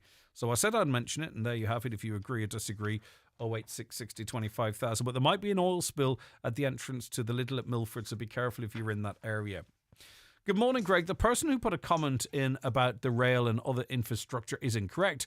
The rail was not closed for losses in revenue. It was because of using bus and road had been promoted by the state instead of rail and by the petrol companies and other interests that would have lobbied the state to use bus and road transport instead. Rail at the time was seen as a good way to travel around the island of Ireland. It was less expensive than road at the time. And I think also there was a big push at that time, if I'm correct, that, rail is going to be defunct, that articulated lorries are the future and a much more efficient way of getting things around, which wouldn't have helped with connections to the like of Burton Port and Killybegs, or even Letterkenny for that matter, if people were saying, no one's going to be using rail in the future, everything's going to be in articulated lorries, etc. So was that a factor at the time as well? Greg, we entered a contract with Energia and now they've put up the price of electricity. Does this mean we cannot change to another provider until our contract ends? Unfortunately, if you check the T's and C's, I suspect that you cannot change at this point, unfortunately. Letterkenny traffic. I joined a queue of traffic halfway up Lurgy Brack at 9:09 a.m. Arrived at Ballyrain roundabout at Keys Garage at 9:19. 10 minutes in total. Not bad, they say. Back to the presidential election. Any potential candidate serious about the president, she should be at the very least able to travel to Donegal and meet the council in person. I agree 100%. I really do. If we're that important, get in your car and have a look. 5 years ago, the public adored Conor McGregor. People stayed up late at night to watch him all over the world. He was liked by the public. Now he's disliked, and it's for a very good reason. I've no time for him myself, but 5 years ago, he might have had a chance to be elected. Yeah, but then the video emerged of his confrontation with the older gentleman in the pub. He's been found in a civil court to be responsible for a very, very serious assault. And he's made quite a few other questionable decisions as well. But because he's very anti-immigration, some people will overlook other elements of his character because that's the principal thing that they are. That's the principal thing that they're focused on. Right, back with more after the bingo numbers. Good luck if you are playing today. Here they are. Watch the show live now on YouTube, Facebook, and at highlandradio.com. Okay, I thought we had the bingo numbers. The 9 till noon show with Letterkenny Credit Union. these. Simplify your debts with a debt consolidation loan from Letterkenny Credit Union. Call us on 074 910 2126 or apply online via our app or in office today. If you're aged 59 to 70, we will invite you for a free HSE bowel screening home test. Screening can help find signs of bowel cancer early, before any symptoms show, making it easier to treat. We wish you a... It may be too early for Christmas carols, but it's never too early to start the Christmas shopping. Save hundreds, possibly thousands of euro shopping online with Space Hub Derry. We provide a full virtual address mailbox service for all your Christmas parcels and post. Save on delivery and on customs tariffs this Christmas with Space Hub Derry. Open Monday to Saturday, collect at your convenience. Find us on Facebook and Google Space Hub Derry. Juggling family and work, you know, it's not the easiest. I need something flexible, and Care Plus gives me that. Kids are back at school, I'm on the go, but I want a job that's rewarding too, you know? Helping people, bringing a smile to their face. Care Plus makes that possible. For flexible roles that suit your life, join our healthcare and social care teams at careplus.ie. Care Plus. Together we can care for more. Care with a K, care with a difference. All around Ireland, ordinary people are doing amazing things every single day with Return. They're turning empty bottles and cans into everything from vaccines to volunteer rescue boats. Like Buncrana Hearts Football Club, who are raising money through Return for sports equipment. Now, thanks to empty bottles and cans, their pitch is full. Join the thousands of initiatives using Return for Good at return.ie. The Donegal Suffolk Sheep Breeders Show and Sale of over 60 SIS-approved ram lambs will take place this Friday, the 12th of September in Rafo Mart. The show is at 6 with the sale at 7. Online bidding available via martbids.ie. That's this Friday at Rafo Mart. Don't delay when you get your bowel screening invitation. Call us today on 1800 45 45 55 or visit bowelscreen.ie. From the HSE.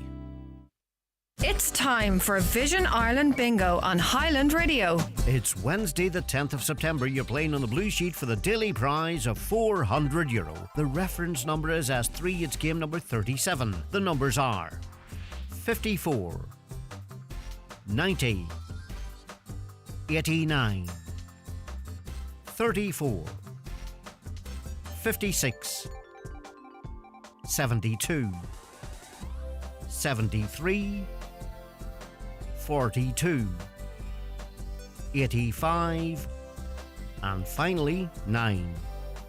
Phone your claim to 910-4833 before midnight, leaving your name, contact number and the name of the shop where you purchased your book, and we'll call you back the next working day. Get all your Vision Ireland bingo information at highlandradio.com. Okay, welcome back to the programme. I'm joined on it now by Dr. Andrea Redmond of Common Nafoba Haduhuri. Good morning to you, Andrea. Thank you so much for your time. Good morning, Greg. Can you hear me okay? Loud and clear. Now, you're weighing into the opposition to any closure of the Donegal ISPCA. Why so? Oh, Greg, absolutely 100%. I have been involved personally and my family in rescuing animals, God goodness, over the last 20 years. I have known Denise and the staff at the Donegal ISPCA, well, for about 3 years now or more. On a personal capacity, she rescued my teddy here and helped me adopt him. And also, as part of dairy development, we had to deal recently with a colony of feral cats in the village. And it was a serious issue.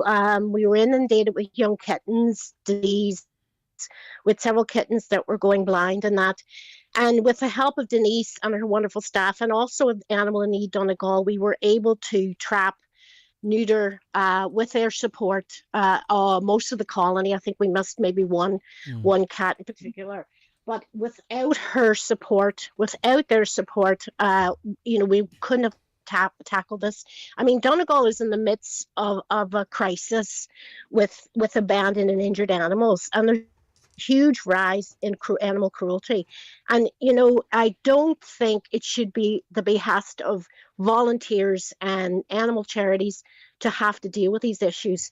We need the support of government. They need to be adequately funded.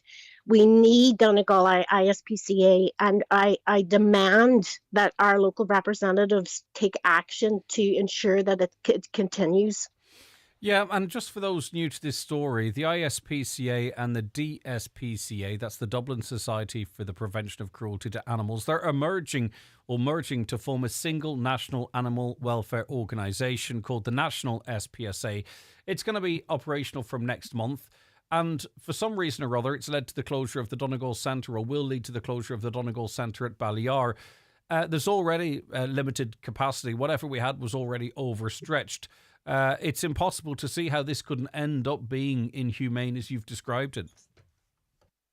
Oh, we're in the midst of an animal crisis. Hello, I think they've yes, said go ahead. I think basically they've waffled. Can I just put a fine point to it, that they're looking at financial constraints, blah blah blah.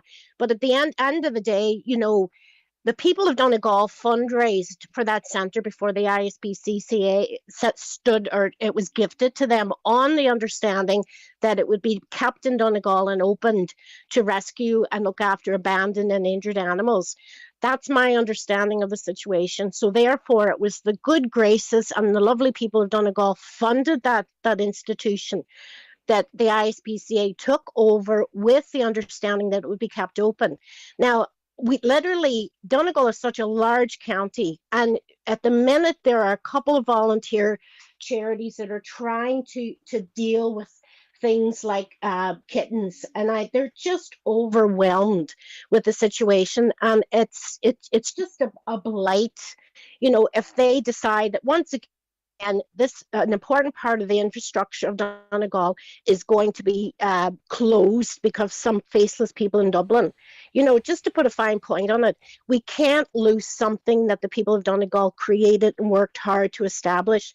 We have wonderful staff that are going to lose their jobs there, and we can't sit back and allow that to happen. No, and we also have to figure out what's going to happen to this very valuable asset as well. Not just, of course, I know you're coming at this from the animal protection side of things, but also this is this building and its grounds presumably are incredibly valuable. Well, they're incredibly valuable, but they belong to the people of Donegal. The Donegal people do we created know that. Is that what you believe to be the case, or is that on paper legally the case? On my understanding from the individuals that set up the rescue, now that it could be looked at, not something needs to be looked at. I don't think they should be looking at that as a revenue stream. I think that needs to be kept. It does not need to be sold. It needs to be kept open, and they look at an alternative cut somewhere else. Okay. Listen, thanks for your insight. We are seeking to get more information and some critical commentary in relation to this. I know there's calls on various departments in the government to intervene in relation to this. We need some answers, I think, Andrew. I'm very frustrated because I don't have the information. I was away and I don't have the information that I like on stories like this in my head, but I'm certainly researching it further and we'll try and get to the bottom of it. Can I just ask, has any elected reps come out in support of the Donegal ISPCA? Because we have been called, our committee has called on them, our TD senators and our local Donegal County councillors, we've asked them to come out and support this Denise and her co-workers and the work that they do. Has anybody come forward? I can't answer that. I cannot answer that off the top of my head. I mean, there was a council meeting yesterday. I'm not sure if it was brought up again. Something I'll have to look into. But I'm hearing animal lovers and those involved in the care of animals very vocal on this. Very angry. There's palpable anger in the community because, I mean, people are stretched to breaking point. You know, and what happens is, I'll give you an example. We have 2 kittens that we trapped, that we couldn't release and couldn't be neutered, that were going. Pardon me, Greg? No, that's okay. I'm speaking to the producers here, but unfortunately you're getting in as well. So please ignore that and carry on with your point. No, my point is, you know, the impact that, you know, there's a cyclical impact to nature. I mean, if we have a lot of feral cats, they're going to impact wild bird populations and things like that. And also illness. As I said, in the trapping of the colony of nearly 20 wildcats, you know, they were diseased. I mean, some of the young kittens were going blind. And we actually have 2 in the care that, my poor long we've been nursing them, trying to nurse them back to health.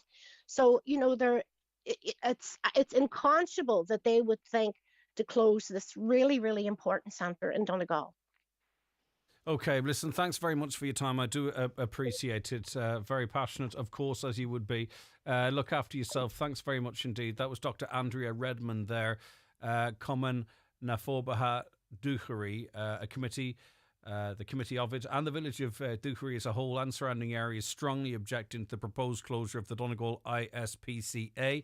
Lots of questions, of course, and we are seeking answers from, I suppose, the new body, the amalgamation of the DSPCA and the ISPCA. I just want to speak to someone and ask them, why is this being closed? What's the plan? Where else is being closed? I mean, there's a million questions that I have, and I will endeavour to find them all out over the course of today and the next number of days. Right, back with more after we take a quick break. When the time comes, the last thing you want is for your family to worry about funeral costs. That's why On Post Insurance offers funeral insurance for those aged 50 to 75. A simple way to help ease the burden for the people you care about most. Take a moment today to plan ahead. Call 0818 22 22 22 or visit onpostinsurance.ie. Acceptance criteria, terms and conditions apply. One Direct Ireland Limited, trading as On Post Insurance, is regulated by the Central Bank of Ireland. One Direct Ireland Limited is a wholly owned subsidiary of On Post. Funeral insurance is underwritten and provided by New Ireland Assurance Company plc. On Post Insurance is a tied agent of New Ireland Assurance Company plc for life assurance business. If you know the beauty and skincare product that suits you best, you'll find them at McGee's Chemist Letterkenny. From moisturisers, cleansers and toners to day creams and night creams, McGee's have the top brands you know and love, like Lancôme, Clarins and La Roche-Posay. Also Elizabeth Arden, Vichy, Nukes and many more. All at McGee's Chemist, Main Street, Letterkenny, and online at mcgees.ie, where the best costs less. The 9 till noon show is brought to you by Letterkenny Credit Union. Digital loans now available. Apply online or via our app today and get your loan transferred directly to your current account. If you're ready for a fresh start, Mulrines is recruiting. Mulrines is expanding its team across our Sion Mills and Ballybuffet sites with great opportunities in production, dispatch and engineering. Come along and meet the team at our exclusive recruitment open event on Monday the 15th of September from 2 to 7 at the Fir Trees Hotel Strabane. Details at mulrines.ie. Your next new car is waiting at Manor Motors, your Opel dealer in Donegal. This 252, get a €1,000 trade-up booster on any Opel model and enjoy 2.52% finance. Choose from the bold new Corsa, stylish Astra, eye-catching Mokka, or all-new Grandland. Available in petrol, diesel, hybrid and electric. Don't miss out. Visit Manor Motors in Manor Cunningham or see manormotors.ie. Manor Motors, your trusted Opel dealer in Donegal. Welcome to Cherrymore Kitchens and Bedrooms in Donegal Town. Discover affordable luxury with our bespoke fitted furniture solutions. With almost 30 years of serving Ireland and the Northwest, we're your trusted experts. Visit us Monday to Friday 9am until 5pm and on Saturdays from 9am until 3:30pm. Book your free consultation today on 074 9725822 or visit cherrymore.ie. Cherrymore Kitchens and Bedrooms, where affordability and luxury combine. McDade's Bathroom Plumbing Tiles in Buncrana continues to be Donegal's go-to destination for stunning bathroom makeovers. With a vast selection of premium tiles and bathroom products, our showroom is your ultimate one-stop shop for crafting the perfect space. We've earned our reputation through expert advice, unbeatable prices and a dedication to customer satisfaction. Visit our showroom in Cockhill and Buncrana and see why we've been Donegal's top choice for 50 years and counting. Call us at 07493 63050. Highland Radio weather updates brought to you by McElhinney's. With new season styles arriving daily, discover the latest fashion, footwear and accessories for autumn in store or shop online at mcelhinney's.com today. Okay, it is Love Donegal Day and our team are out and about taking in the sights, the smells, the sounds of some of the jewels in our crown. And notoriously, the signal at on Greening of Alia in Buncrana is not fantastic, but we'll see how we get on. Corinne Temple and is with us. Good morning, Corinne. Hello. Good morning, Greg. How are you? I'm good. There's going to be a slight there is. I can hear you. There's going to be a slight delay on the line, so I might throw it over to you and Anya. Tell us about where you're at and what it's all about. So today is Love Donegal Day and it's the 6th year of this. Basically, it's an initiative to celebrate Donegal and everything that we love about it. So today we're encouraging people to use the hashtag Love Donegal or Donenalabu. Share pictures, share videos, share stories of everything you love about Donegal. As I said, it's the 6th year. Last year they had a reach of over 99.5 million. So we'd really love to surpass that today. So as you said, we're at Greening of Alia here this morning. So we're 800 feet above sea level. So maybe that's why there's a bit of a delay. Over back to you, Greg. We're a little bit washed out as well. Yeah, Anya, you might. I don't know. It's very windy as well. I'm not sure if you can turn your backs to the wind because even with the double mic sock, we're really getting the blow. But even on a day like today, it's not perfect weather. There's still a few people up there taking in those wonderful sights, Corinne.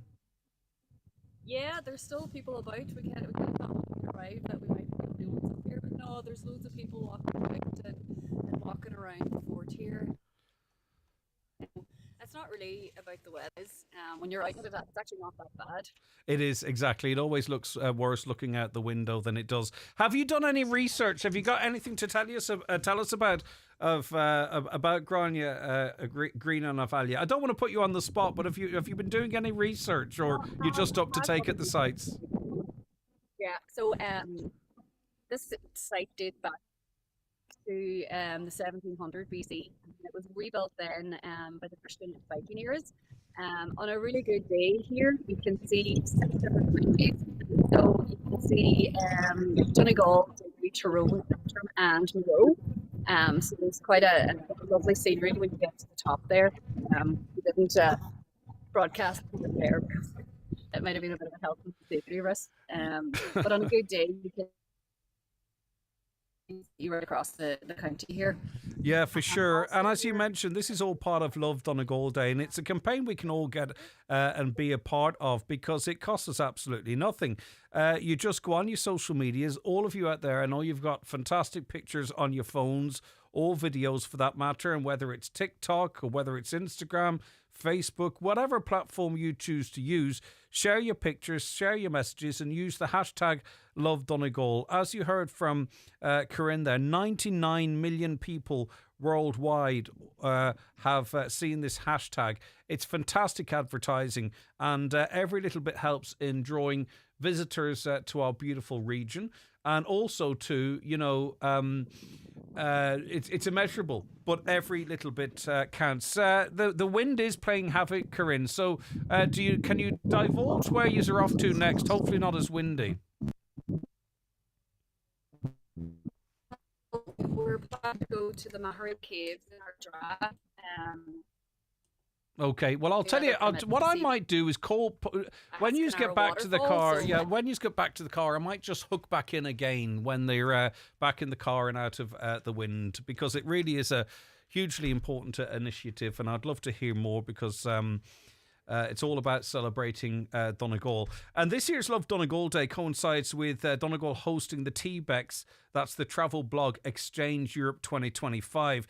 It's one of the world's leading gatherings of travel creators, bloggers and influencers, and they all call themselves different things. And these are people that are incredibly influential. These are people that are incredibly influential. And they're going to tell the story of Donegal to their millions and millions of followers right across the county, or the country, or the world for that matter, actually. And we're going to be live from that conference on Friday as well, by the way. So looking forward to getting a sense of what these visitors think of our beautiful county. Now, E. O'Donnell is Chief Executive of the Irish Fish Producers Organisation. Are you there, E? Good morning to you. Good morning, Greg. Thanks for having us on. Right, okay, so another important event taking place. It's a Killybegs Summit. Talk to me about the idea behind this, because there are going to be some important conversations and important messages coming from it. Yeah, it's an important opportunity, Greg. We have attendance by delegates from 17 producer organisations in Europe, representing 10 member states, and it's an AGM of the European Association of Producer Organisations. So it's a chance to debate, it's a chance to discuss, and to try and move to a consensus position on a number of issues facing the industry. Red tape, the over-application of regulation seems to be a big problem at the moment. I'm sure that's going to be part of the conversation. Absolutely. You and I have discussed before what has happened to us in relation to the weighing and sampling rules that we have on the pier of Killybegs. There is a move within Europe to basically enhance competitiveness, reduce the burden of administration, reduce the administration and red tape. But unfortunately, we have fears that the new control reg, its implementation act, which we haven't seen yet, it's in draft, may add to this level of red tape. So this is something that will be a key focus for us as we meet this week. But already the regulations that are currently in effect seem to be enforced far more rigorously in this country than our European neighbours. Would we not need to get to the bottom of that before we start worrying about what other regulation is coming down the line? Yes, we have a system of regulation that's in many ways very unworkable. The issue of the weighing on the piers is a disincentive to the landing of fish by Irish vessels. It's a disincentive to the landing of fish by foreign fleets to Killybegs, for example. It's starting to impact on jobs in the sector. It's a major cause for concern. We have engagement with the Sea Fisheries Protection Authority about this. We are pushing very hard for a harmonised system to do with control and enforcement. We need robust control, but we need to have it fit for purpose. There's a lot of money, a lot of jobs involved in this. For an example, in 2024, 39,000 tonnes of Ireland's fish quotas were landed abroad. Even if we sort of reviewed the regulations and it was less problematic to land in Irish ports, can that be returned to Irish ports? Would it still be attractive enough, or have we given other ports too much of a head start to claw that back now? It still can be clawed back. We have the markets, we can compete, we are competitive, but we just simply need a level playing field. There will always be some level of landings abroad, depending on where the fish are caught and so on. But Killybegs as a port, it's just next to our richest waters on the west coast of Ireland. We can source, we can compete, we can pay the price, but we need the level playing field in relation to control and enforcement. We need to minimize the red tape. We need to minimize the administrative burden, and we need to get on with processing fish for export markets. And everyone in the Irish fish producers organisations have got the eye on fish, have they, in landing of fish? Or are there any eyes on wind farms or electricity generation at sea? Do you all have the same? Are you all on the same page that the real future for Killybegs is fish? We have concerns. We have a ranking of concerns, and certainly what you call the spatial squeeze in relation to wind generation is a concern. It's a key concern for our members on the East Coast, where a lot of these first phase of projects are going to be located on the middle of fishing grounds. But that's a separate issue in the short term. But did the KFO not have an interest in offshore energy development?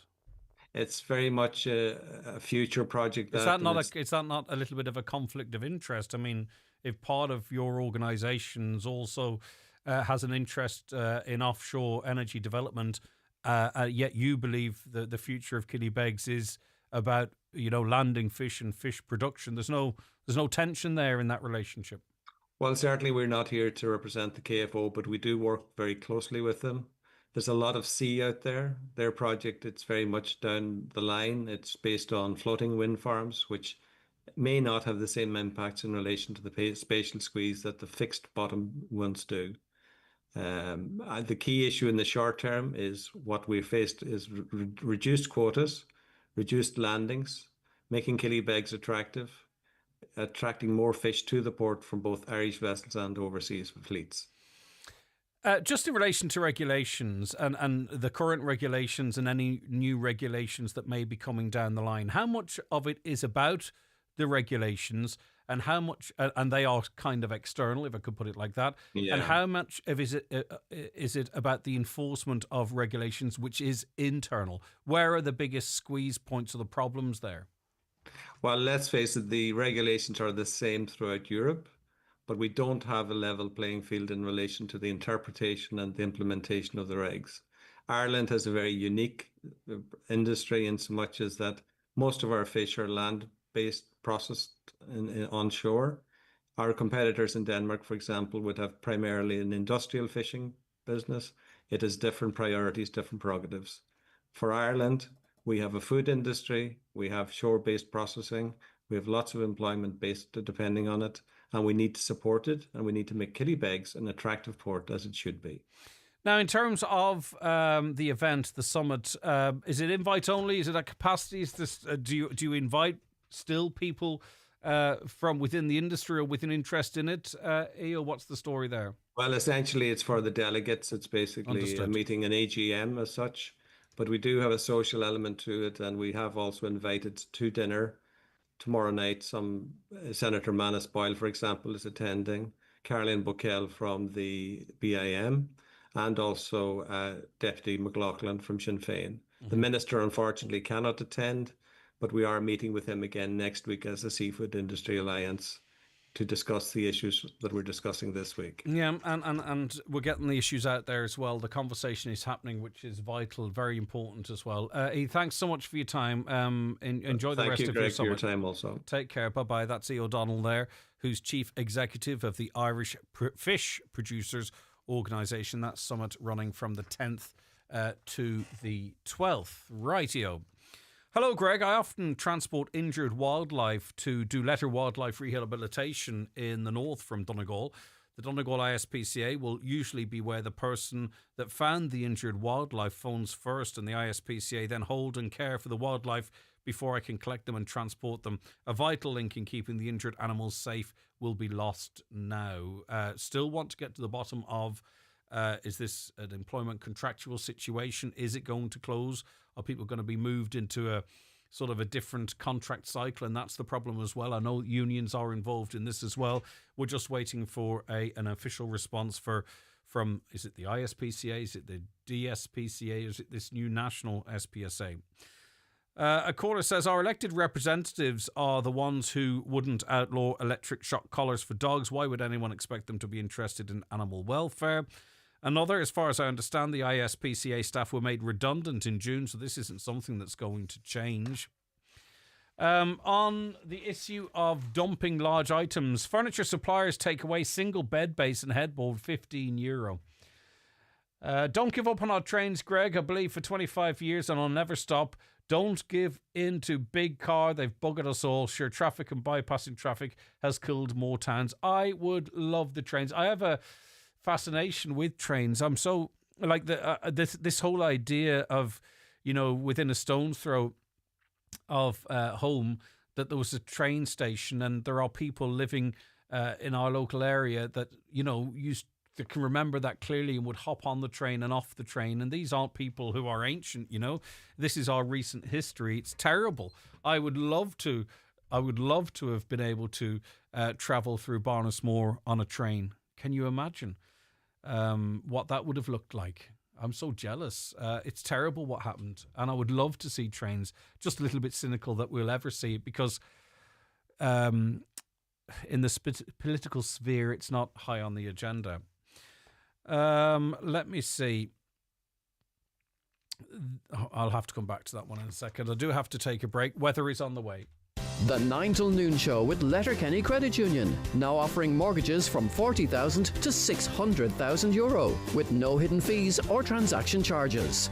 Letterkenny Credit Union, 9102127. It's Cabaret 25 at Harvey's Point. We start again on Wednesday, September the 3rd, and every Wednesday until November the 5th.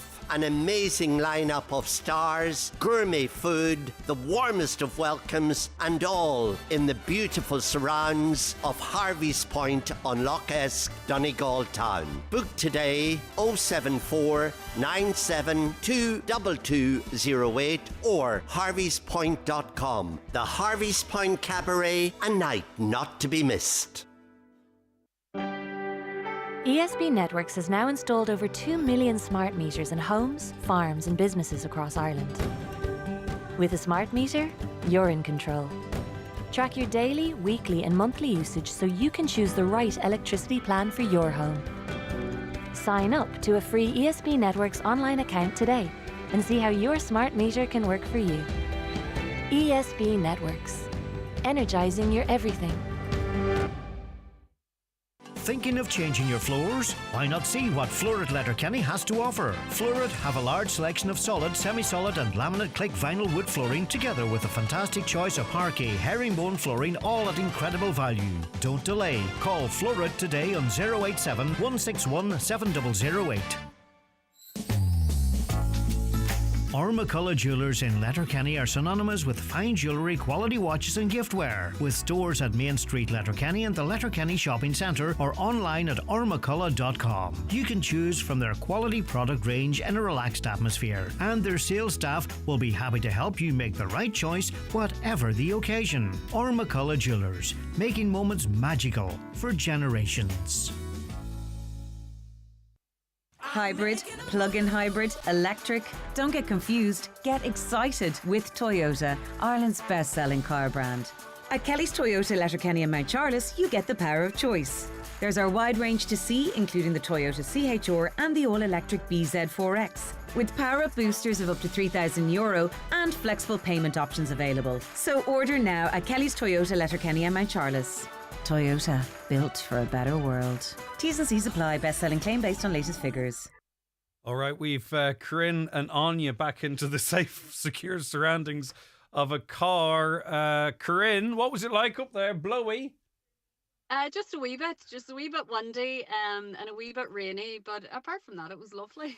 I think you were saying, Anya, I think it was Corinne or you said too, it's not the weather, it's the clothes, and you're well buckled up. I mean, I left the house at straight hair this morning, so that's... So did I, funny enough. That's how windy it is. It blew mine off. Right, so it's a beautiful thing. Corinne, you were saying too, for those who've never been up there, you were talking about the great site, the great views you have from that wonderful site. I mean, obviously, maybe today's just not the best day, but on a clear day, you can see, there's a beautiful 360-degree panoramic view. Yeah, even today, Greg, I don't know if I can turn this camera. Like the view that we're looking out at now, just from the car park, Like Oh, it's wow. absolute, and this is a cloudy day. Do you know what I mean? And Yeah. it's still really, really nice up here. So it's definitely worth the trip. And just below us there on that flat ground is actually Inch Wildfowl Reserve. I usually go down there with the kids. It's like an 8 kilometer route, and it's perfect for cycling on, especially when the kids are a bit smaller and you don't want them out in the road. But that's a lovely track around there. So if you come here for the day and then head down to Inch, and then sure, like Buncrana's just over the road there. So there's lots to do. You've Swan Park over there as well. So it'll be a great wee day out. Yeah, Anya, and it is part of Love Donegal Day, hashtag Love Donegal, and it's massive, isn't it? The reach for this is huge, and the council and everyone behind it ambitious to get the message even further and wider around the globe. Yeah, as Corinne was mentioning earlier, the reach last year was huge, so it'd be great to go above that again. So if anyone does have any photos, if you have been to Green and Valia yourselves, tag us in your photos and make sure you use the hashtag Dinanalbu and hashtag Love Donegal as well. And hopefully we can up the reach this year and just promote the county. Seems to be a bit of a hot spot for proposals. You didn't see anyone down on their knees up there, no? No. It's probably not really the nicest day for a proposal, but Why not? It's about the location, the romance, not the weather. I think you were I'm mentioning. kind of seeing the sun. Yeah, the sun's actually coming out. The sun is coming out. Excitement there. It always comes out. Ardra next. Then did you say what? Are we keeping this a secret, or we're just chatting about it? What's the crack? No, it's no secret. So we're going to Mahara Beach and Caves. It's just kind of outside our draw there. So we're hoping if the sun does come out and the weather kind of picks up, that we'll actually get down to the caves. So that'll be nice. So if anyone's around that area and want to call down and say hello, and again, if you've any photos from being there, send them in. Tag us, tag Donegal County Council. It's thanks to them.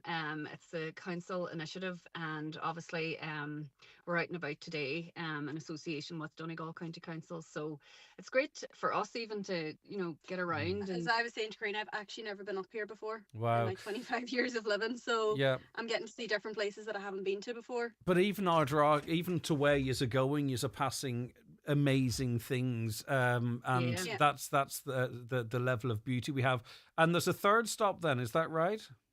Mm-hmm. Third stop is Glenveigh National Castle. So we're heading there this afternoon. So again, if anyone's around, want to call down, have a chat with us. We'll be there probably around 3:30, all going well. Yeah. Tough old job, isn't it?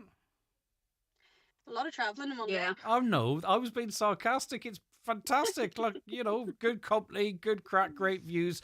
All right, well, we look forward to hearing you broadcasting live from Ardra. And if you see either Corinne or Anya, just say hello to them. They'll be more than happy to have a chat with you. And as well to, obviously, to the other jewel in our crown, one of the many, many, many. But get on your phones now. Get them out. You've got pictures. Tag us. Tag hashtag Love Donegal. Well, don't tag it. Just type in hashtag Love Donegal and get that message out there and do your bit. Right, listen, thanks for reconnecting. And safe travels, and we look forward to seeing you and chatting to you later. Thanks so much. Also, Greg, Yes. if anyone just wants to follow us along on the journey, we'll be updating stories and everything on the Highland socials along the way as well. Excellent. So and check we've out. we've met a few people in the car park here that were listening on the way up. So they were having a chat with us while we were waiting on you Good. to call through again. So There you go. Right. So check out Highland Hub Facebook page and the Instagram page as well. Listen, thanks so very much. As I say, safe onward travels. That's our digital team there of Corinne and Anya. Right. That's taking us close to 11 o'clock, isn't it? It is. We're very close to 11 o'clock. I have issues with my computer. It's just not working as well as I might want. And I think that started on Sunday. The same thing that happened on Sunday. I'm not sure if you're listening, seems to be happening today. A caller says there is a shop in Letterkenny that if you ask them to take away your old mattress, they take it for €25. Then you buy a new one. You are allowed to move electrical companies. Energia will fine you if you move. She'd be better off paying the €50. It depends. Yes, sorry, that's two different comments. I do understand exactly what you're saying about the fine for moving. It could be more than 50 though. You have to be careful, but certainly, definitely worth inquiring. That's not bad advice at all. Right, we are heading towards news at 11. Stay right where you are. Oh, by the way, before I go, we're going to be talking about sleep. Any questions about sleep, your sleep patterns, problems with sleep, tips for sleeping? That's all coming up after 11. The 9 till noon show is brought to you by Letterkenny Credit Union. Digital loans now available. Apply online or via our app today and get your loan transferred directly to your current account. If you're ready for a fresh start, Mulrines is recruiting. Mulrines is expanding its team across our Sion Mills and Ballybuffet sites with great opportunities in production, dispatch and engineering. Come along and meet the team at our exclusive recruitment open event on Monday the 15th of September from 2 to 7 at the Fir Trees Hotel Strabane. Details at mulrines.ie.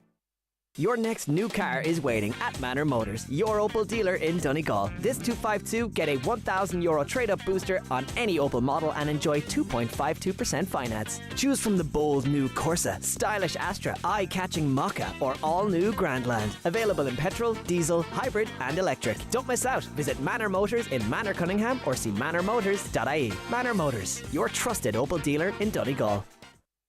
Welcome to Cherrymore Kitchens and Bedrooms in Donegal Town. Discover affordable luxury with our bespoke fitted furniture solutions. With almost 30 years of serving Ireland and the Northwest, we're your trusted experts. Visit us Monday to Friday 9am until 5pm and on Saturdays from 9am until 3:30pm. Book your free consultation today on 074 9725 or visit cherrymore.ie. Cherrymore Kitchens and Bedrooms, where affordability and luxury combine. McDade's Bathroom Plumbing Tiles in Buncrana continues to be Donegal's go-to destination for stunning bathroom makeovers. With a vast selection of premium tiles and bathroom products, our showroom is your ultimate one-stop shop for crafting the perfect space. We've earned our reputation through expert advice, unbeatable prices and a dedication to customer satisfaction. Visit our showroom in Cockhill and Buncrana and see why we've been Donegal's top choice for 50 years and counting. Call us at 07493 63050. Highland Radio weather updates brought to you by McElhenney's. With new season styles arriving daily, discover the latest fashion, footwear and accessories for autumn in store or shop online at mcelhenneys.com today. So, outbreaks of rain and drizzle, but it will brighten up from the west through the morning and afternoon with sunny spells and showers following. Some of the showers will be heavy, especially in the west, with isolated thunderstorms and hail possible. Temperatures 14 to 17 degrees with winds veering westerly and increasing moderate to fresh, and occasionally gusty winds will be strongest in the west and northwest with coastal gales possible in the northwest. And there's also, as I mentioned a little earlier on, some talk of it getting even windier from Sunday onwards. We shall see. A caller says, I'm applying for healthcare assistant jobs which require a lot of training. We're paid on average €14.50. We have to travel to meet clients. We're paid 10 cent a kilometre. You'd be better off working in a shop. You'd make more money. That comes up from time to time, of people working in that sector, often with, lots of qualification and experience, but just not getting paid the money that they and many feel they deserve.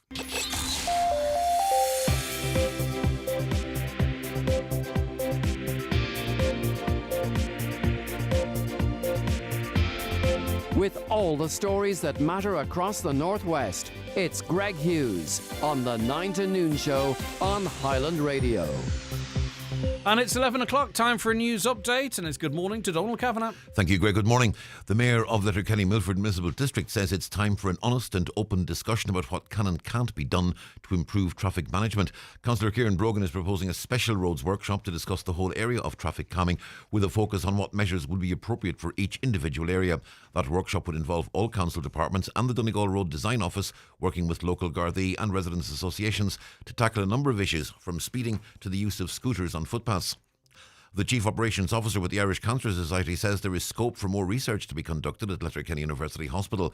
Edel Shovlin, a native of Donegal, was speaking at a function during which a cheque for almost €223,000 was handed over by Relay for Life Donegal, the proceeds of this year's event. She told the meeting the Society spends a considerable amount in the county on services such as night nursing and transport to and from appointments. Donegal County Council is again being urged to carry out urgent repairs on Maharaboy Bridge at Liscooley Castle Finn. Local councillor Gary Doherty says following recent heavy rain, water levels have swollen again and he fears for the integrity of the bridge. He says there is a very real risk of flooding in the area. At this point, he says it's not a matter of if, it's a matter of when. A West Donegal councillor is welcoming news that money is being provided by government for a number of studies in the Maharorty area. Councillor Dennis McGee says his hope is this will be the precursor to a master plan for Maharorty and its environs, something that's been sought in the area for several years. And Uisce Éireann is dealing with burst water mains in the southwest of the county this morning. They say the burst will cause supply disruptions in Derry Real, Leitrimacca Ward and surrounding areas. The works are set to end at around about 12:30 this afternoon. They're the headlines. Back with more at 12 noon. Favourite place in Donegal, Donald, and love Donegal Day? I would have to say Fort Dunree. Fort Dunree. Have I been to Fort Dunree? It's just north of Buncrana. Don't think I have. Yeah. No. Quite That said, embarrassingly. the whole coastline. What is it? Is it the Cloughaney- history? It's the view of it, or what? The view is stunning. It's an old army. It's an old army base. Yeah, of course, and earmarked for a massive investment. But what you can do is there's the bit that's been developed, and there's hopefully it will precede that 12 million euro development. But when you walk up the hill behind it, you're walking up, and suddenly you're looking down, and a whole beach opens up in front of you. It's just a stunning view. It's history, it's view, it's everything. And coming very close then is that whole area around about Cloughaney, going up past Dunfanaghy, Falcara, Creasla, from Creasla Arts Forest Park right over, heading towards Maharorty. I mean, that's a stunning area as well. And we're not even going yet to Slieve League and places like that. I mean, the whole county is amazing. Slieve League is stunning. It is. And it's up there, but it wouldn't be. It's up there, but it wouldn't necessarily be my first either. You know? And it's interesting because obviously I'm originally from Waterford, so I came to Donegal very much with the point of view of an outsider. So whereas people that I think sometimes people raised in the county almost don't appreciate what they have on their doorstep, whereas I got to experience all this initially as a visitor. I think my favourite building is the old church down below Errigal. The one in the Poison Glen? Yeah. Oh, that is amazing. I think, I mean, you drive through there, and if a dinosaur walked between two mountains, you wouldn't be surprised, But there's not many buildings nice. I don't know. Every time I pass it, Have you done the boat trip on the lake? No, but I was talking to the gentleman who runs the boat trip on the lake. But no, I haven't done that. We used to take the kids on it at least once a year when they were younger. I've done that boat trip, I'd say 4 or 5 times. It's an amazing trip. You really should try it. The history of the area plus the views as well. And there's a lot, obviously, about that church and the area around it. Yeah. So, and they've just invested heavily, actually, in that boat as well, too. Such is the level of commitment to that service. All right, brilliant stuff. Thanks, Donald. Where's your favourite place in Donegal? Where is your go-to? If you had to recommend to someone, you have to go here, wherever it is. And in fact, of course, we'll spread it out to the wider northwest region. But where would they have to go? Now, the people are fantastic everywhere, but in terms of views, sights, experiences, let us know. 086 60 25,000. This is Love Donegal Day. Let's get that message out there of where's the top place in your view. And the amazing thing, it's subjective, right? So you can have 100 people with 100 different points of view.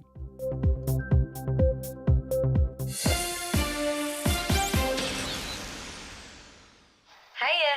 Listen, you weren't kidding about pet insurance. I should have got it. Just had Piper at the vet's. She ate what is turning out to be the most expensive bar of chocolate of all time. Don't worry, she's fine. My bank account? Not so much. Real life. Written by you, underwritten by Allianz. Protect your pet with 12% off new pet insurance policies at allianz.ie. Allianz PLC is regulated by the Central Bank of Ireland. Standard acceptance criteria and terms and conditions apply. Right, now, let's talk sleep. Emmett Lynch is an adult sleep coach, NI, and he's in studio with us. And he's going to take your questions as well, by the way. It's a complex area, 086 60 25,000, if you have any questions as it relates to sleep. Thanks so much, Emmett, for calling in. How are you keeping? I am all good. Thanks very much for having me on the show. I have been a listener, and it's lovely to kind of be here. Brilliant. So thanks very much for having me on Excellent. board. How important is sleep? Is it the most important thing outside of food and water? Is it up there? I think it's up there. There's been a lot of research and a lot of evidence to suggest that your sleep is a cornerstone and the foundation of your health, because it has such a big impact on your emotional well-being, on your mental well-being, on your nutritional health, and on your physical health. And if you think about it, we have been sleeping for millions and millions of years, and Mother Nature, through all evolution, one of few things that she's always kept is sleep. And it's a thing that connects us all. And any time that you talk to someone about sleep, they either identify themselves as a good sleeper, a bad sleeper, or a light sleeper. And more when I'm kind of in this game, the more and more people are talking about sleep, which is great, because I always say good sleep can change everything.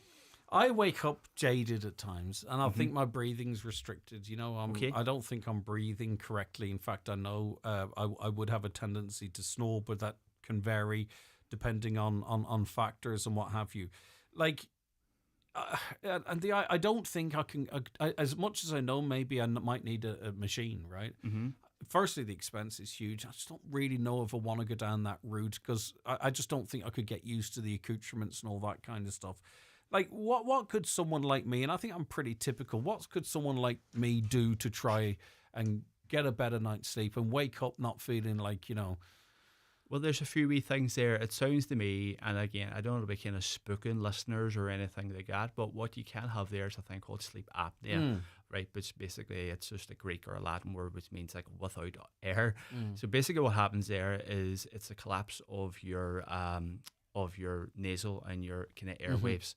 So what you find sometimes too there, a person may be going to sleep and they'll hold their breath. Now, I don't do that. And then what you can have then, the person can come on your sleep and go, yeah. And then now I have worked with people that can happen 20 times a night, to 30 times a night, to up to 50 times across the night, and they wake up, they feel exhausted.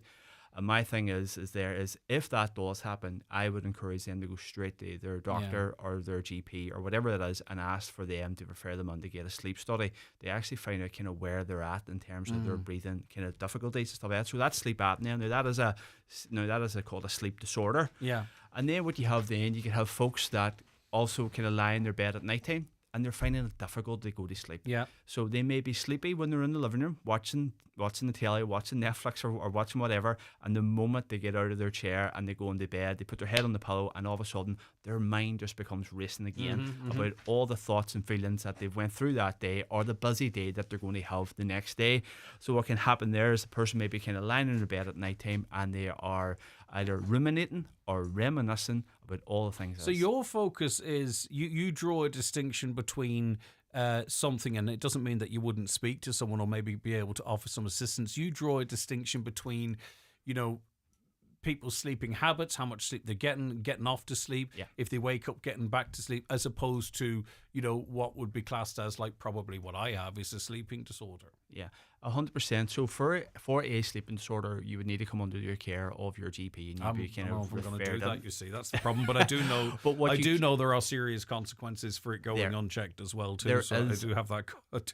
And one of the things that can be, and again, it's not to spook people, is when you have sleep apnea, what you'll find is that so across your sleep cycle, you have non-REM 1, non-REM 2, non-REM 3, and then REM. And what you'll find is with a person who would have, say, sleep apnea, they find it very difficult to go into non-REM 3. And non-REM 3 is your restorative sleep, and that is where you get a thing in your body called the human growth hormone, which is amazing for healing the body, but it's also very good for emotional regulation as well. So what you can have there, people can maybe still get a night's sleep, but they are waking up the next day and they're feeling tired. But a very simple thing to do is link them with your GP. But the breathing apparatuses now these days are actually a lot better than they were 10 years ago. So they are less intrusive, and I would encourage anybody, please, your sleep is your wealth, your health is your wealth. So definitely my watch tracks my sleep on my phone. Right. Okay. So I had 6 hours. What did I have? I had 6 hours and 50 minutes sleep last night. That's not enough, is it? Well, the thing is that people always say to me, Emmett, what is the magic number? What's the Shangri-La number for sleep? And I says, there is no Shangri-La number for sleep because sleep is so individual. And for years we have been told, if you don't get 8 hours equals you're going to get a cardiovascular illnesses, you're going to be open to dementia and Alzheimer's and diabetes. Yes, there can be links in that space, but sleep is so individual. But what I would say to anyone is, what you'd be looking for, anything between 6 and 9 hours of sleep a night. If it kind of falls within that bracket, okay, and that it is consistent and it's good quality, the one thing that I would encourage everybody, and even myself, is I do not track my sleep, okay? And why I don't track my sleep is because your sleep tracker, majority of the time, they're good. Look at them with a degree of curiosity, but they're not really that accurate. Well, let's me and you look at mine with a degree of accuracy because it's not that I do it, it's just I never switched it off. Right, Deep sleep, 2 hours, 10 minutes. Okay, pretty good. Light sleep, 2 hours, 55. Yeah, well, that's you kind of going from, that's your non-REM one. So that's you going from wakefulness to, REM sleep, 150. Okay, that's your dream sleep. Yeah. Now I felt fresh. Now I was having incredibly vivid dreams last night. Okay. Like incredibly vivid. Sometimes I wonder how involved I am. You know, I get so involved in it, I wake up and it feels almost reality. What is dreaming then? Dreaming is, you know what, this is an amazing subject, and the one thing that we have found out is when we look at dreaming, so Nobel Peace Prize winners have tried to crack this vault, Sigmund Freud has tried to crack this vault. Dreaming is still an area that is still actually relatively unknown. Because I wonder sometimes, like, do you dream all of your dream in the space of like 30 seconds? No. Does it last for as long as you're in that dream mode? It can. You know, like it's... The thing what we would kind of find, particularly about REM sleep, so that's rapid eye movement, that's what that's called. And why it's called that is when we go into that REM part of our sleep, our eyeballs behind our eyelids actually move back and forth, up and down our diagonal. So that's why it's called REM. And then it's called non-REM sleep when it doesn't. So in terms of dreaming, there's a science out there that would suggest is, are we dreaming to heal ourselves emotionally, physically and spiritually? There can be that as well. But again, when they went in and they've done loads and loads of research in that space, it's still up for debate, and that is the most fascinating thing about this. But if we go back to your sleep tracker actually cannot actually tell if you're actually in REM sleep or if you're in your non-REM sleep, because the only way we're able to measure that is through brain wave activity. Yeah, not breathing, which is probably relying on. So that's why I kind of say to anybody is, look at your sleep trackers with a degree of curiosity, but ask yourself these retrospective questions when you wake up. Is, how do you feel when you get up in the morning time? Do you feel like I feel actually pretty good? Another question to ask yourself is, if you did not set your alarm this morning, would you have slept past the time to get up? That might be a sign that you might need an extra bit of sleep. Another one too is, when you hit when your head hit the pillow last night, did you just go straight out for the count? It means that you might have a wee bit of sleep deprivation. It means that you might need a little bit more. And my other question that I would encourage anyone to ask when it comes to sleep, again, these are just good wee questions. You can ask them at home with your colleagues, friends, family, whatever, is, can you function optimally without tea or coffee or a stimulant drink until 12 o'clock? Yeah. And if your answer is yay or nay, all you might do is need to kind of tweak your sleep and get an extra 25 minutes or 30 minutes or whatever it is. Now, I've been jumping around a little bit. We'll get to something that's far more constructive for our listeners in a moment. But one more question. I find when I wake up in the morning, and I would wake before the alarm 9 times out of 10. Good stuff. That I could almost, within a minute or two, guess the time. Right, okay. Right. That's just what that is. Am I a weirdo? Am I talented? You're not a weirdo. What you probably have is a very acute and accurate circadian rhythm, and that is your internal body clock. So it's the envy of all this what's clock makers in the world. They would love this. They would love how good our internal clock is, and basically that is just really, really good sign. Because I think I've spent the last 30 years, almost 25, 30 years, everything's been focused on time in my job. Everything is time. I hate to be late and all that kind of stuff. But I also think too that because of having not so bad now, but severe anxiety for a time, ultra sort of aware. I think there's an awareness comes with that or something. But anyway, Emmett, listen, as I say, sorry, I've been fleeting from one thing to another. We have questions in for listeners, and I want to actually get more general advice rather than me talking about my problems. But I'm going to take a quick break if that's okay. So we'll be back with more from Emmett. Time to get your questions in. And as I say, it's the psychology of sleep. How would you frame it? You know, I mean, obviously, if someone's got a sleep disorder, restless legs, or sleep apnea, or something like that, or insomnia, that is more disordery kind of stuff. But send your questions in anyway, and Emmett will direct you one way or other. Okay, back with more with Emmett after these. The 9 till noon show is brought to you by Letterkenny Credit Union, with monster loans available up to €60,000 for all occasions. Visit letterkennycu.ie. Túir de bhór náir de bhic léin. Is féidir le seirbhísí bus nascáúil TFI atá ar fáil ar fud na tíre, tú a cheangal le réimse lehan choláistí ó cheann na bliana. Sá bháiltar sús le 50 géad ar hálaí agad nuair a bhaineann tú leas as do háirta lí TFI désaí óga nó de bhic léin. Túir cuairt ar transportforireland.ie. Is sinna Transport for Ireland. Is muid umpar dit. Join me, Marty Free, listen every Friday night from 8 for Rocket Hits on Highland Radio in association with Arena 7 Letterkenny. Try their new interactive dartboards with lots of games that all the family can play. See arena7.ie. I had problems with my knees for about 7-8 years. I think I'd give Kingsbridge 5 stars just because of the support and help that they gave me before and after the surgery. I was a public patient and the HSE reimbursed the cost. Public patients in the Republic of Ireland can get rapid access to cross-border surgeries at Kingsbridge private hospitals in Belfast and Derry, with medical costs reimbursed by the HSE. Find out more at kingsbridgeprivatehospital.com/cross-border. Kingsbridge, your fast track to 5-star care. Terms and conditions apply.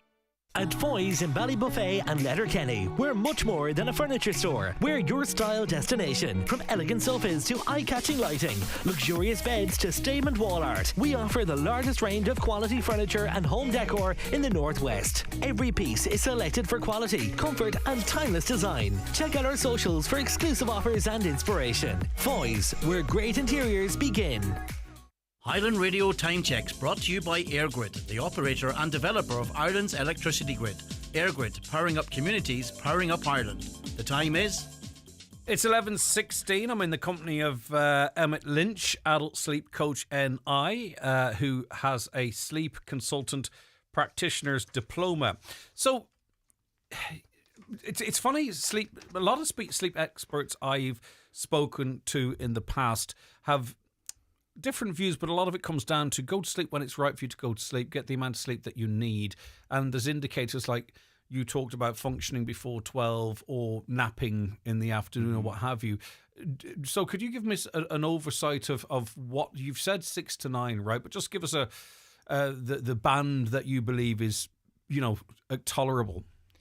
Well, for me, it is a real individual thing. So, for example, the people that would come to see me, Craig, it could be anything from a county player, the high-performance athlete, like a boxer, an MMA fighter, a UFC fighter, to a triathlon runner, an Ironman, whatever. Or it can be a mum or dad that are out there working, rearing a family, working, doing everything that they can. So therefore, the sleep advice and guidance that I can give each one of them when I work with them on an individual basis would kind of differ very much so. So for a county player, for example, they would be looking for an extra 1% or 2% in their performance.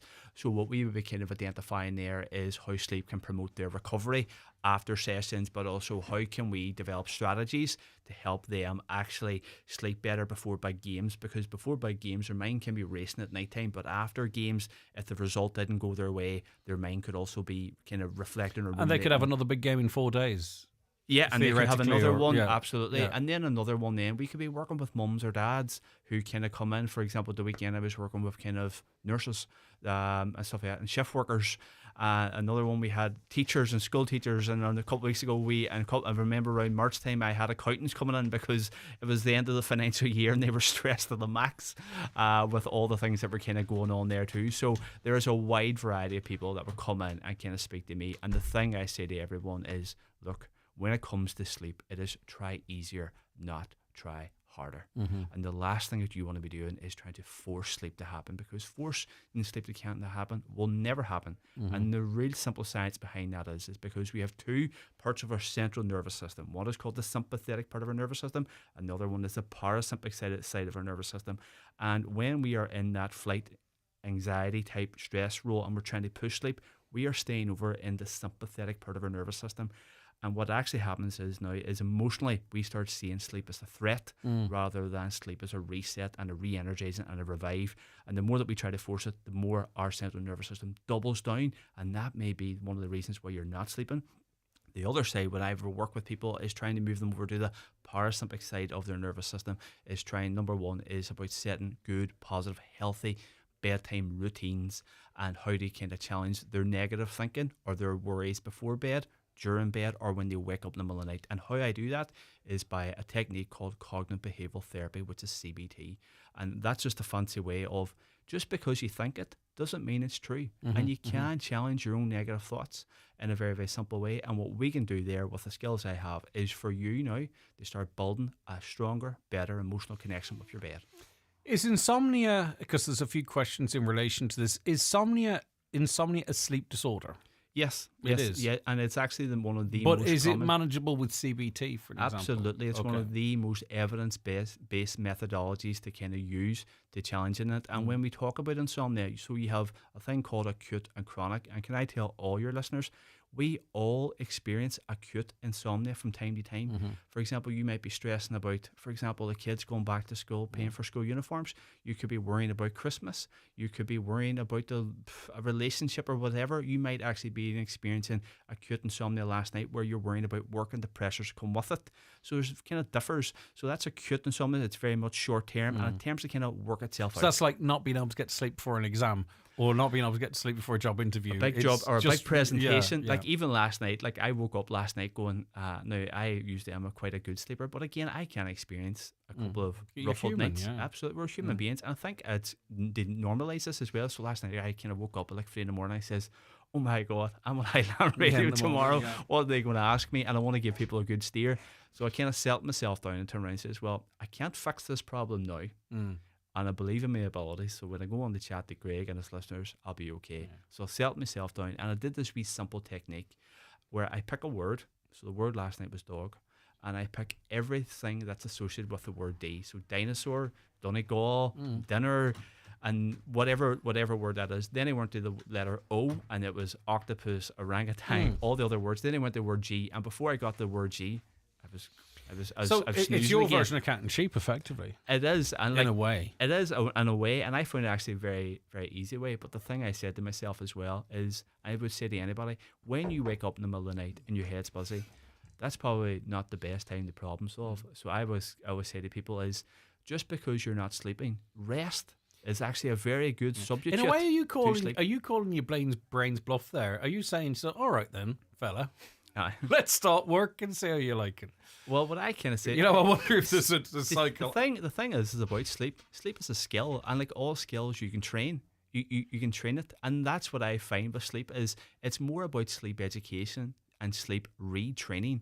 And I have seen, and I have worked with countless people now through as a sleep consultant, a sleep coach, is you have people coming in going, oh, I never sleep. And one of the first things I say to all the folks I work with, stop saying to yourself that you don't sleep, because you do. And it's kind of like, if you say that enough, you will become that statement. Yeah. So I always say to everyone, you do sleep. You're just not sleeping the way that you want. I've insomnia since menopause. I'm lucky to get 2 hours sleep by 4 a.m. Any advice? You've kind of touched on this coming from Marie. I mean, that's drastic. That's going to affect every element of your life, your physical health, your emotional health, your ability to actually function in society. But I mean, is it since menopause, or is that just a coincidental timeline? What you will find with women, and what you will find with a lady who has menopause, their likelihood of actually experiencing insomnia shoots up to about 30-40%. And why that is because there is a dysregulation in their body temperature. There is maybe a reduction in serotonin and dopamine levels and stuff like that there too. So I really feel when clients come through the door, and they are ladies that are going through that menopausal cycle, but the thing is that do not lose hope, do not lose despair by reaching out. Maybe it won't be me, but to another sleep coach, we can get your sleep back on track. And what you might find is within about 4 or 5 weeks, you're going to start seeing a wee difference. I think people like that would feel helpless that there's no solution to that. There absolutely is. Do you know what I mean? I think you might go, blooming hell, is this it? 2 hours a night if I'm lucky? But it is resolvable. Absolutely. It's like everything. There may not be a cure. There won't be a cure, but what there will be is what we can definitely is mitigate and get you more sleep. Get 6 hours and she'll be cock a hoop. Like, you will be flying and stuff like that. But it takes time, and that's what I'm saying there. It takes time, it takes patience, and it takes a wee bit of dedication. Yeah. My husband had sleep studies done and had the sleep monitor on, but he didn't sleep very well that night. He did stop breathing during the night, but was told it wasn't bad enough to warrant a sleep apnea machine. He's still very tired when he wakes, and I hear him at night stopping his breath. Can you go back to the GP, or what should he do? Always go back to the GP. I was having this conversation on an outside broadcast at the weekend. You have to trust yourself. You know, medical people are medical people, and they're fantastic. But if you, in your heart of hearts, say, right, hold on a second, I'm still not sleeping correctly, I'm stopping breathing in the middle of the night, and I'm knackered when I wake up. You can't just take one night study as fact. You have to say, right, I'm going to advocate for myself here. Go back to the GP, get a second opinion.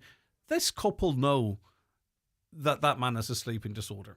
Yeah, and you've had They the nail- know he has a sleeping disorder. There's no point pretending he doesn't. Yeah, He does. You've hit the nail on the head. One sleep study out of 365 days isn't enough. It's a drop in the ocean. It wouldn't even be a 1% of the year.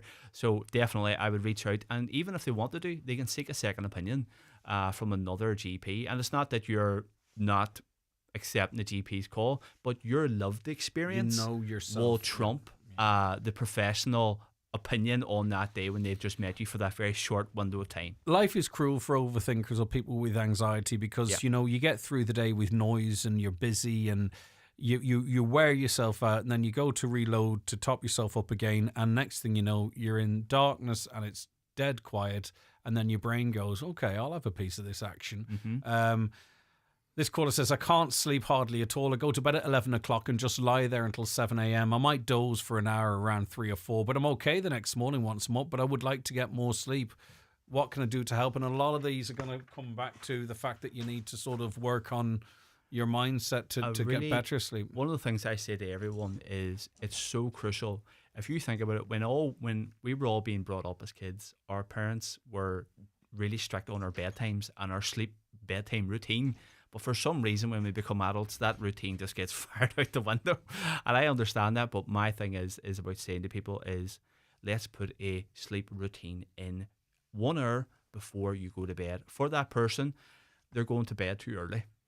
There's no point. You go to bed when you're tired. For example, you wouldn't open the fridge door and just stare at the fridge door and go, I'm still not hungry. I'm still not hungry. I'm still not hungry.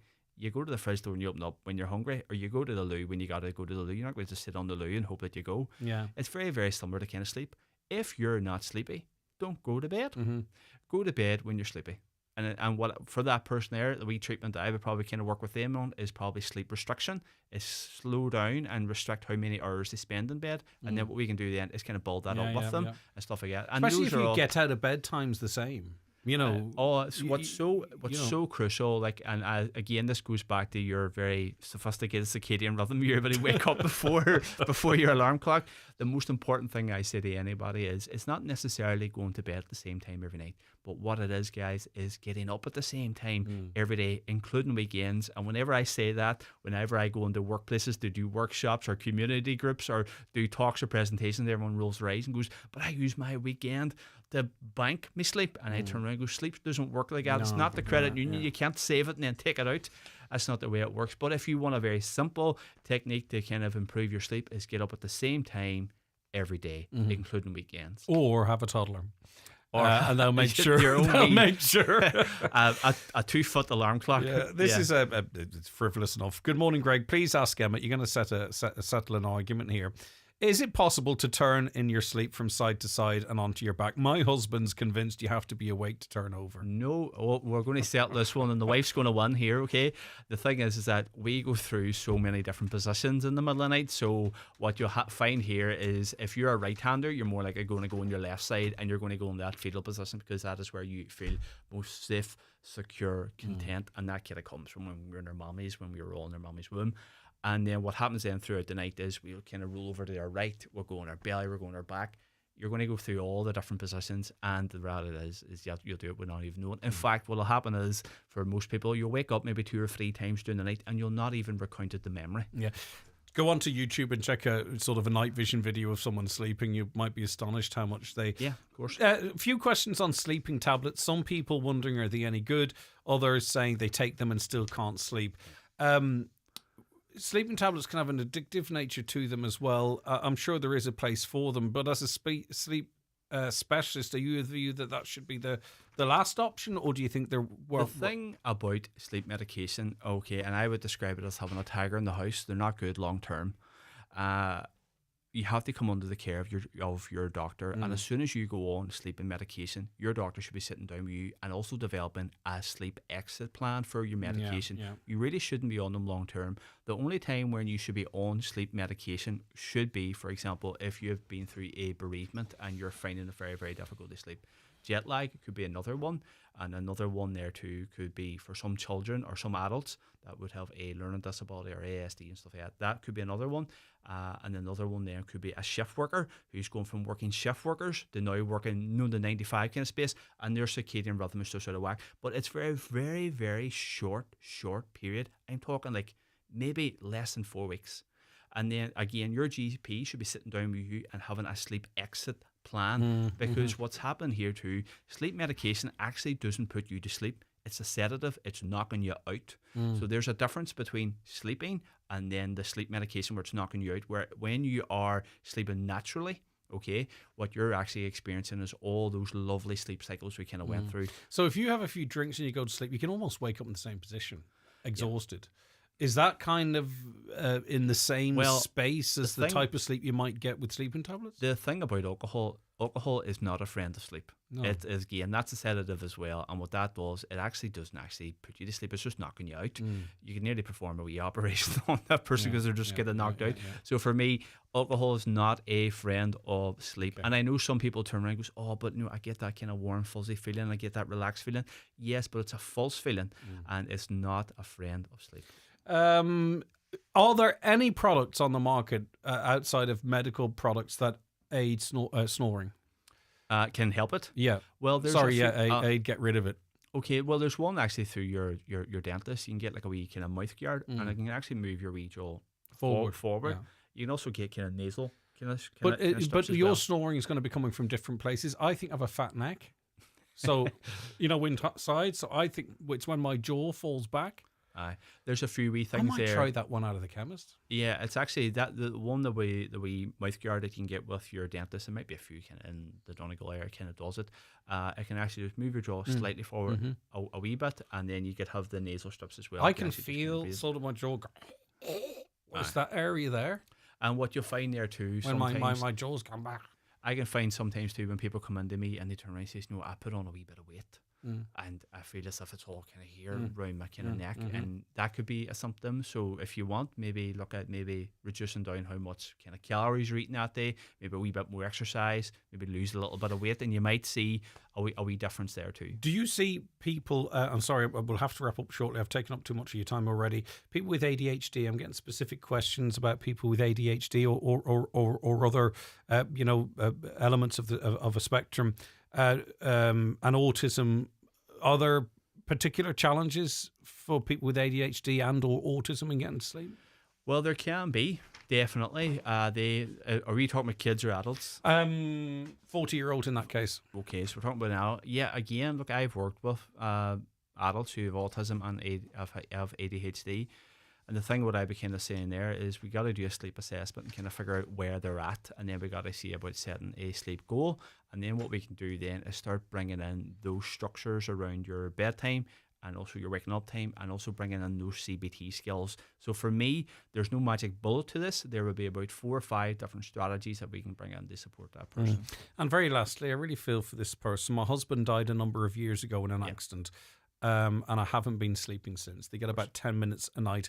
They're obviously dealing with a loss there, and they're also dealing with something that they really probably don't need to be dealing with if they get the right help. I think for that lady, I would be kind of encouraging her to maybe kind of reach out and speaking to a counsellor or a therapist to unpack that certainly bereavement counsellor, that sense of bereavement, and then when she does that, then she feels now's the time to kind of look at my sleep. Definitely. I wonder how she's spoken to a bereavement counsellor, because people struggle on and they put the brave face out there, and they don't actually necessarily, especially if it was potentially over COVID or something, whereby 100%. We didn't get the routine of a goodbye that helps us. So I would really encourage you, if you haven't already, to speak to a bereavement counsellor. And as Emmett said, if that's, maybe that might assist in you sleeping. If not, definitely speak to someone like Emmett. How do people find more info about you, Emmett, and the work that you do? Is it Emmett Lynch, Adult Sleep Coach, and I just search that? Well, if they go on to my Instagram page, it's Adult Sleep Coach NI. It's on there. I also have a Facebook page as well, just a kind of a like page. And then if your folks wanted to email me, so it's adultsleepcoach@yahoo.com. I could probably share my details with the guys. Of course, we'll always retain the info, because they know our number off by heart. But the key The key handle for Emmett is Adult Sleep Coach NI. But as I say, we'll retain his contacts here just in case you want to as well. Emmett, thanks so much for your time. Thank you for coming. I'm pleased that you nodded off at G, was it, or O last night? I went off at O before I went to kind of G, and I'm here now. I'm kind of going, God, it wasn't as bad as I thought. It's always what people say. It's never as bad as, but it's like everything, isn't it? And this is actually talks about, the anticipation of anything is worse than the event itself most times. All right, thanks so much, Emmett. We'll be back with Chris and business news shortly. The 9 till noon show is brought to you by Letterkenny Credit Union, offering low-rate car loans with fast approval. Apply online at letterkennycu.ie or in office today. Gach blian, fain hart gá bhíle cúig chéad duine in an ailse patóige. Cabhraíonn scag hostal patóige leat an risca go bhaid fása í a laidú. Clórig le haig trealamh tástáil a bail screen séir an aisce, má tatú idir caiige a ní agus 7 blian díis. Agus an tástáil déanta agus Soália, seola ráisi le séirfos, agus déanamh tástáil ar híon sin. Cormid ar an ólasú, má tá gá le tuile tástálacha. Clórig iniu ag bailscreen.ie nó séir lé 8 a 9 a 4 cuig ón HSE. The Aer Lingus sale is now on, with flights to North America from just €169 each way and up to 30% off flights to Europe. It's your chance to see New York's skyscrapers, chat the day away in a Parisian cafe, or admire the northern lights. Book now at aerlingus.com. T's and C's apply. If you have a special occasion coming up, Watson Menswear stock a great selection of men's and boys' formal and casual wear. Top casual brands include Mishmash, French Connection, Tommy Bow and Penguin. Formal wear names include Rimazumo, Sixth Sense and White Label, with a special suit deal of a 3-piece suit, shirt, tie and shoes, all for only €299. Watson Menswear, open 7 days a week on Main Street, Letterkenny and at watsonmenswear.com. At FBD Insurance, we've been supporting businesses across Donegal, Sligo and beyond for over 50 years. Pop into your local insurance experts in the FBD branch on Main Street, Letterkenny, or contact us on 074 912 6299 and see how we can support your business today. Open from 9:30am to 5pm Monday to Friday. FBD Insurance. Support. It's what we do. Business insurance is underwritten by FBD Insurance plc. FBD Insurance Group Limited, trading as FBD Insurance, is regulated by the Central Bank of Ireland. A public interest message from Donegal County Council. Farmers in the county are reminded of the following key messages as autumn and winter approaches. Plan to complete the land spreading of slurry by the 8th of October. Farmyard manure cannot be applied to land after the 1st of November. Check and repair gutters and downpipes to minimise soiled water in yards. Ensure that any effluent or soiled water generated is directed to appropriate storage tanks. There should be no direct runoff of soiled water from farm roadways to waters. Play your part in keeping Donegal clean and green. Playing his part in spreading the news of business around the Northwest and around the world is Chris Ashmore, who's the presenter of Highland Radio's Business Matters podcast. Good morning to you, Chris. Good morning to you, Greg. Right, we'll talk about the pod in a moment. Let's catch up on some news. And there's a bit of an old tourism buzz going around the place, obviously. The Love Donegal initiative's on at the moment. T-Bex is happening, and you've got a bit of news about this space as well. Yes, indeed. It's a busy week. Lots going on. Several hundred people in Letterkenny for T-Bex. You've mentioned it's essentially an assembly, a gathering of travel creators and bloggers, and I don't like to use that word influencers, but you know what I'm talking about. And they're here in Donegal. Now, this is it's great for Donegal to get this event, and in the past it's been staged in Ireland before. Indeed, it was down in Killarney some years ago. And just to give a scale of what it means, following the event in Killarney, the attendees, they were filming a lot of stuff, talking to a lot of people, but they've calculated that following T-Bex Europe in Killarney, which was in 2017, the attendees created over 3 billion online impressions for Ireland that year. So, and people might go, oh, that's an amazing, that there's no way that's true. Well, I'm one person, and on my itty bitty Facebook page, I would have 4 million interactions. Yeah, the figures are mind-boggling. So you know what I mean. You can Yeah. you spread this out into people that are professionals in that area, and it's genuine. And you know, Chris, people make decisions now based on recommendations. They make it, it is good. Oh, it's good. I'll go there. You know what I mean? As much as anything, absolutely. Not necessarily just what a organisation might say. They want to hear from real people that they trust. So that's tourism. TBEX is it's a biggie. We are, by the way, broadcasting live from the ATU on Friday. It's from 9 till 12, as you can imagine. It's the usual Friday panel, live music, presidential election candidate, independent TD Catherine Connolly, and interviews with TBEX organisers and content creators who are in the county for the event. So a lot going on Friday, but it's all going to be live from the ATU Donegal. I haven't done a show from there yet, actually, even though I've been around the place quite a bit. Blue Economy Engineering Workshop. I'm going to learn something. Yes, the blue economy, so that's maritime related. There's going to be a workshop on the 25th of September in the Radisson Hotel in Letterkenny, just looking at opportunities in the engineering sector in the blue economy. You can go through Donegal County Council for more details on that. It's 8:30 in the morning start and goes on to 11:30. But obviously we are in a maritime county and there are opportunities there. Disrupt by the sea shark tank. Yes, now, not one that's going to run off the tongue too easily, but now what this is, Greg, it's held every year. It's a chance for people who have maybe a startup business. Ah, right. Sorry, this is the American version of Dragon's Den, isn't it? Okay, and it's been held down in Ramelton a number of years. You go, there's a panel of US investors and people who are looking for ideas and maybe want to take a share of your company, put some money into it. So there'll be a panel there. So you go present your great idea, your pitch, and who knows, and out of these small beginnings, sometimes we have great stories to emerge. So that's taking place in October. We'll have more about that. You'll hear more about that a little bit closer to the time, but just to get the word out there, because it's certainly a very interesting event and can lead to great things. Yeah, for sure. Some upcoming business clinics, Chris.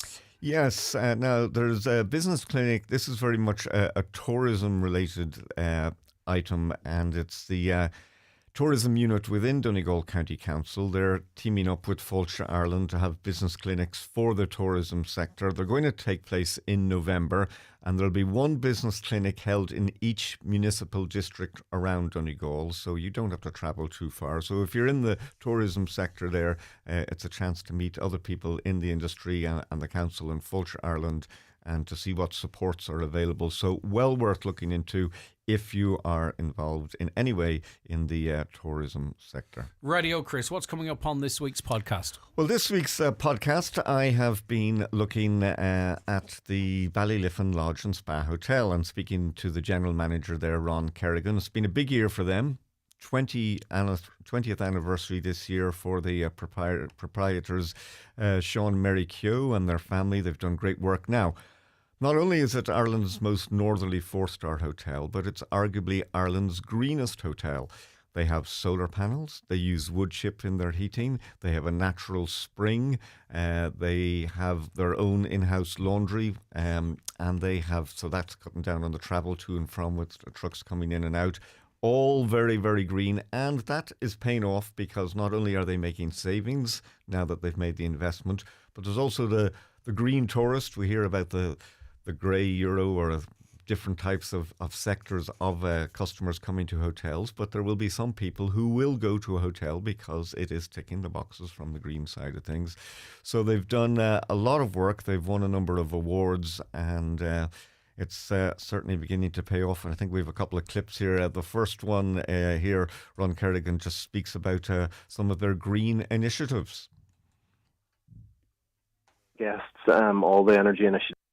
I'm going to start that again, Chris.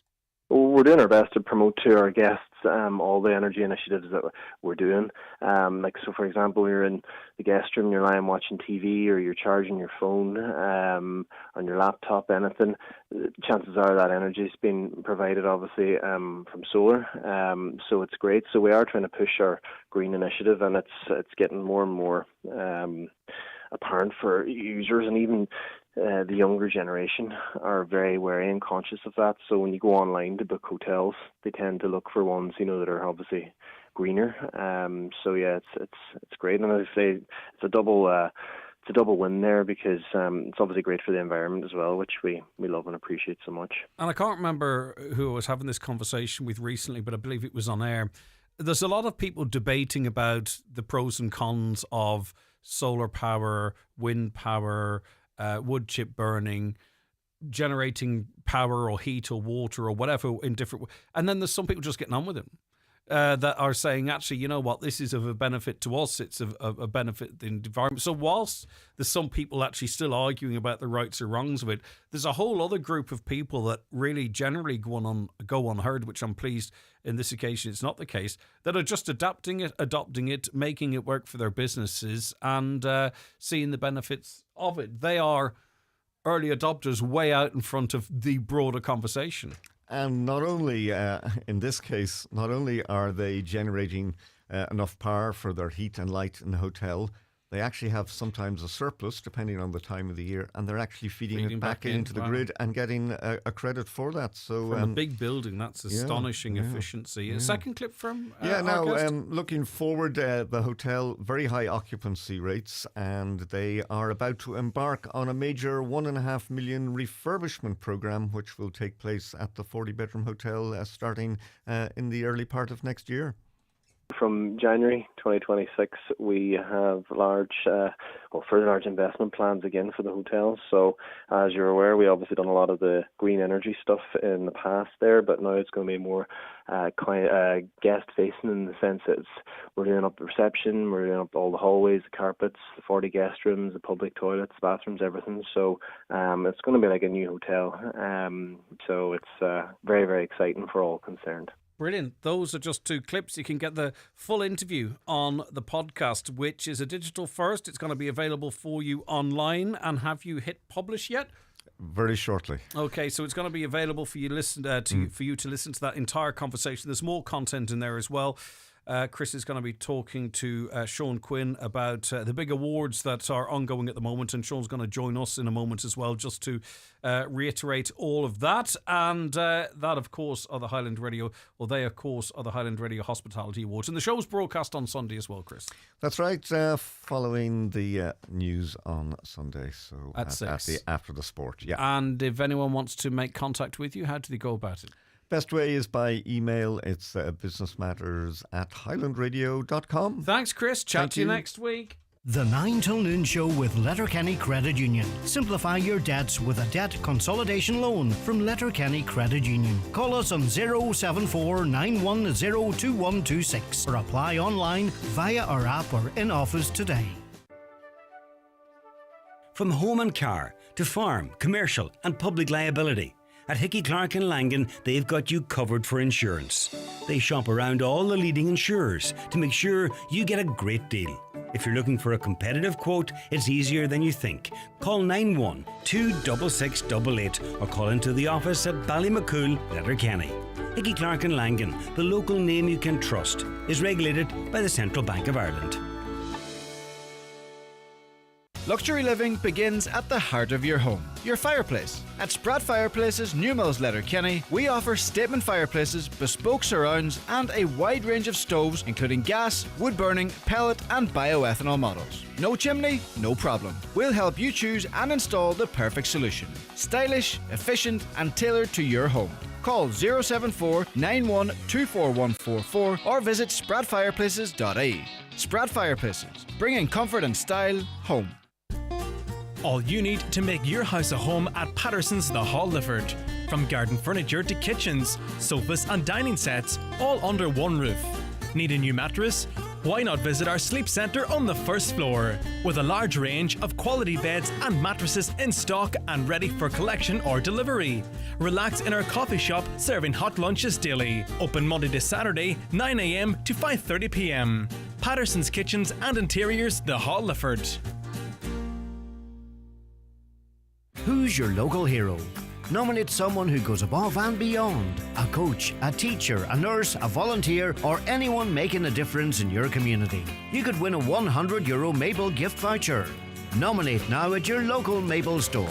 Maple Stores, celebrating the heroes among us. It's Patrick Feeney here, and I'm looking forward to the Highland Radio Country Music Weekend at the Clanry Hotel in Letterkenny this October the 31st and November the 1st. I'll be on stage along with Michael English, David James, Stacey Breen and Jordan McFadden. It's going to be 2 fantastic nights of music and dancing, but spaces are filling fast, so book now at theclanryhotel.com or highlandradio.com. Highland Radio weather updates brought to you by McElhinney's. With new season styles arriving daily, discover the latest fashion, footwear and accessories for autumn in store or shop online at mcelhinney's.com today. So it's beginning to brighten up now with sunny spells and some showers. Some of the showers, though, will remain heavy, especially the further west you are across our region. There could be some isolated thunderstorms and hail possible. Temperatures 14 to 17 degrees with winds veering westerly and increasing moderate to fresh and occasionally gusty. Winds will be strongest across this region with coastal gales possible. Now, my timeline on social media has been flooded by businesses celebrating the fact that they have been shortlisted for Highland Radio's Customer Services Awards. It's fantastic to see. And the voting for your favourites on those shortlists is opened now. To talk about this more, I'm joined in studio by the CEO, Sean Quinn. Sean, thanks for calling in. We had a massive rush over the weekend of people voting, firstly, of course, to establish the shortlist. Yep. And even since that shortlist was announced, a huge rush of votes for people's favourites. It's gone mad, Greg. Yeah, it's gone mad. I think we'd over 15,000 nominations. It went crazy from Friday. It's the usual Donegal thing, lastminute.com. So last night, I think it was about 5:30, we opened up the voting. Which I couldn't understand because I wasn't privy to that, right? And then I started seeing all these posts popping up in social media coming from businesses and individuals and stuff. So the buzz landed straight away. It went mental because the great thing was you're able to share it because we did it on Facebook. So there was hundreds upon hundreds of shares, people looking for votes. Would you believe already, overnight, there's over 26,000 votes? That's remarkable. It's phenomenal. A remarkable feedback. And listen, it's a testimony to you out there, the great businessmen, businesswomen, tradespeople, businesses, that the public are so engaged in this that they want to vote for you. Voting remains open until Friday, the 19th of September. You can only vote once in each individual category, but I know people going through the various categories and saying, all right, okay, I'll give them a vote or I'll give them a vote. And it all leads up to the awards ceremony taking place on October 5th in the Mount Errigal Hotel, Letterkenny. Have businesses all been notified? Well, they've all been notified. It's whether or not they've picked up that notification. Yeah. So have you any messages for the shortlisted businesses that might be listening? Yeah, so what we did yesterday, we went through a process where we've emailed every business that's been shortlisted. So the call out now is, if you know you've been shortlisted and you don't have the form, the application form, please get in touch with us today on 07491 25000 and we will get the correct. We've already had a couple this morning that came in to us and we'll send out those forms to them in due course. But it is essential because of the short turnaround that if you know you've been shortlisted, check your spam. It could be in spam, but we will be happy to get, we think we have the right email address, but that's not, if we don't have it, please get in touch with us today because every minute counts at this stage because it's a short window. Yeah, it is indeed. And we have a system, of course, to make sure it's fair and balanced to all shortlisted businesses, that if they have a huge public vote, that's represented, but you could have one business with a massive social media presence and another that's smaller, but both have fantastic customer service. And that's why we've got a fantastic set of judges that will reflect... The winners will reflect the public's feelings and the judges' feelings as well. And a lot of thought's been gone into that to make it perfectly open and perfectly fair. Independent judges, by the way, and your votes at home or at work or wherever you are. House and home category, Nicola Baldrick's on board for that, which is great. In the hair and beauty category, Jen Wood, who's a content creator from Derry who covers fashion, lifestyle and makeup. The motor category, Martin Walsh, who's a motorsport journalist based in County Cork. The retail category, Marcin Kelly, businessman and former owner of Kelly's Centra and Diner, and former recipient of Letterkenny Chamber Person of the Year. And our friend Sandra Devaney, the lifestyle category. She, of course, is the general manager of McElhenny's. So, as I say, between the public votes and those expert, independent judges, we're going to have brilliant winners right across the board. There's just no doubt about that. And I think the one call out now, Greg, is when you receive the form, take your time. Give us as much information, answer as best that you can, because that will inform the judge on the basis of what you do, how you feel about your customer service, what it does for your business. Answer that as fully as you can. Don't just scribble a line. Look at it, digest it, come back to it, and give them as much information as you can. Links to your Facebook pages. And to be clear, we're talking to businesses now, not you, the public voting. This is to businesses who are receiving a separate form from us. Yeah, it's really important because it's a large score within the process. So it's important that, and if I look back over the last couple of years, there have been some that's been one-liners, and it's very difficult to judge that. Give us as much information as you can. If you need to seek help, advice, ring a friend, talk to a business consultant. Take your time to do it because it will make a massive difference. All roads lead to what's going to be an amazing night if any of the previous nights are to go by. We know how to put on a show, and this time it's going to be on October the 5th in the Mount Ergal Hotel in Letterkenny. In terms of businesses securing the seat for what actually is a great night out. Now, it's fantastic if you win, but I'll tell you, in terms of getting your team together and having a brilliant night out, I would suggest if you can book the Monday off, do, right? Some of these businesses are off Monday anyway, but you're going to have a fantastic night, as I say, even just for team building and recognising the great work of your staff in your company. But of course, you have a great chance of picking up a fantastic award. You do. And what I'm going to say to you at the moment is, on the form, you're guaranteed 4 tickets. So you're being shortlisted, you'll get 4 tickets. If you do require more, put it on the form as well. And what we have a waiting list, and we'll look and see what is the number, because the max, I think it's 480 to 500. We will come back. If we can get you additional tickets, we will try our best to do that, because as you rightly said, Greg, it's an incredible night. It's great crack. Everybody in the room will be high intensity, buzzing. But don't forget, short window, please get into it. If you want to vote, you haven't done yet, I think this is going to go over 100,000 votes. All right, okay. So just for you, the public, vote for your business right now. Go to highlandradio.com. For you, the business, you will have received information. If you haven't, give us a call, 074 91 25,000. We must leave it there. We'll be talking much more about it into the future. But for me, Greg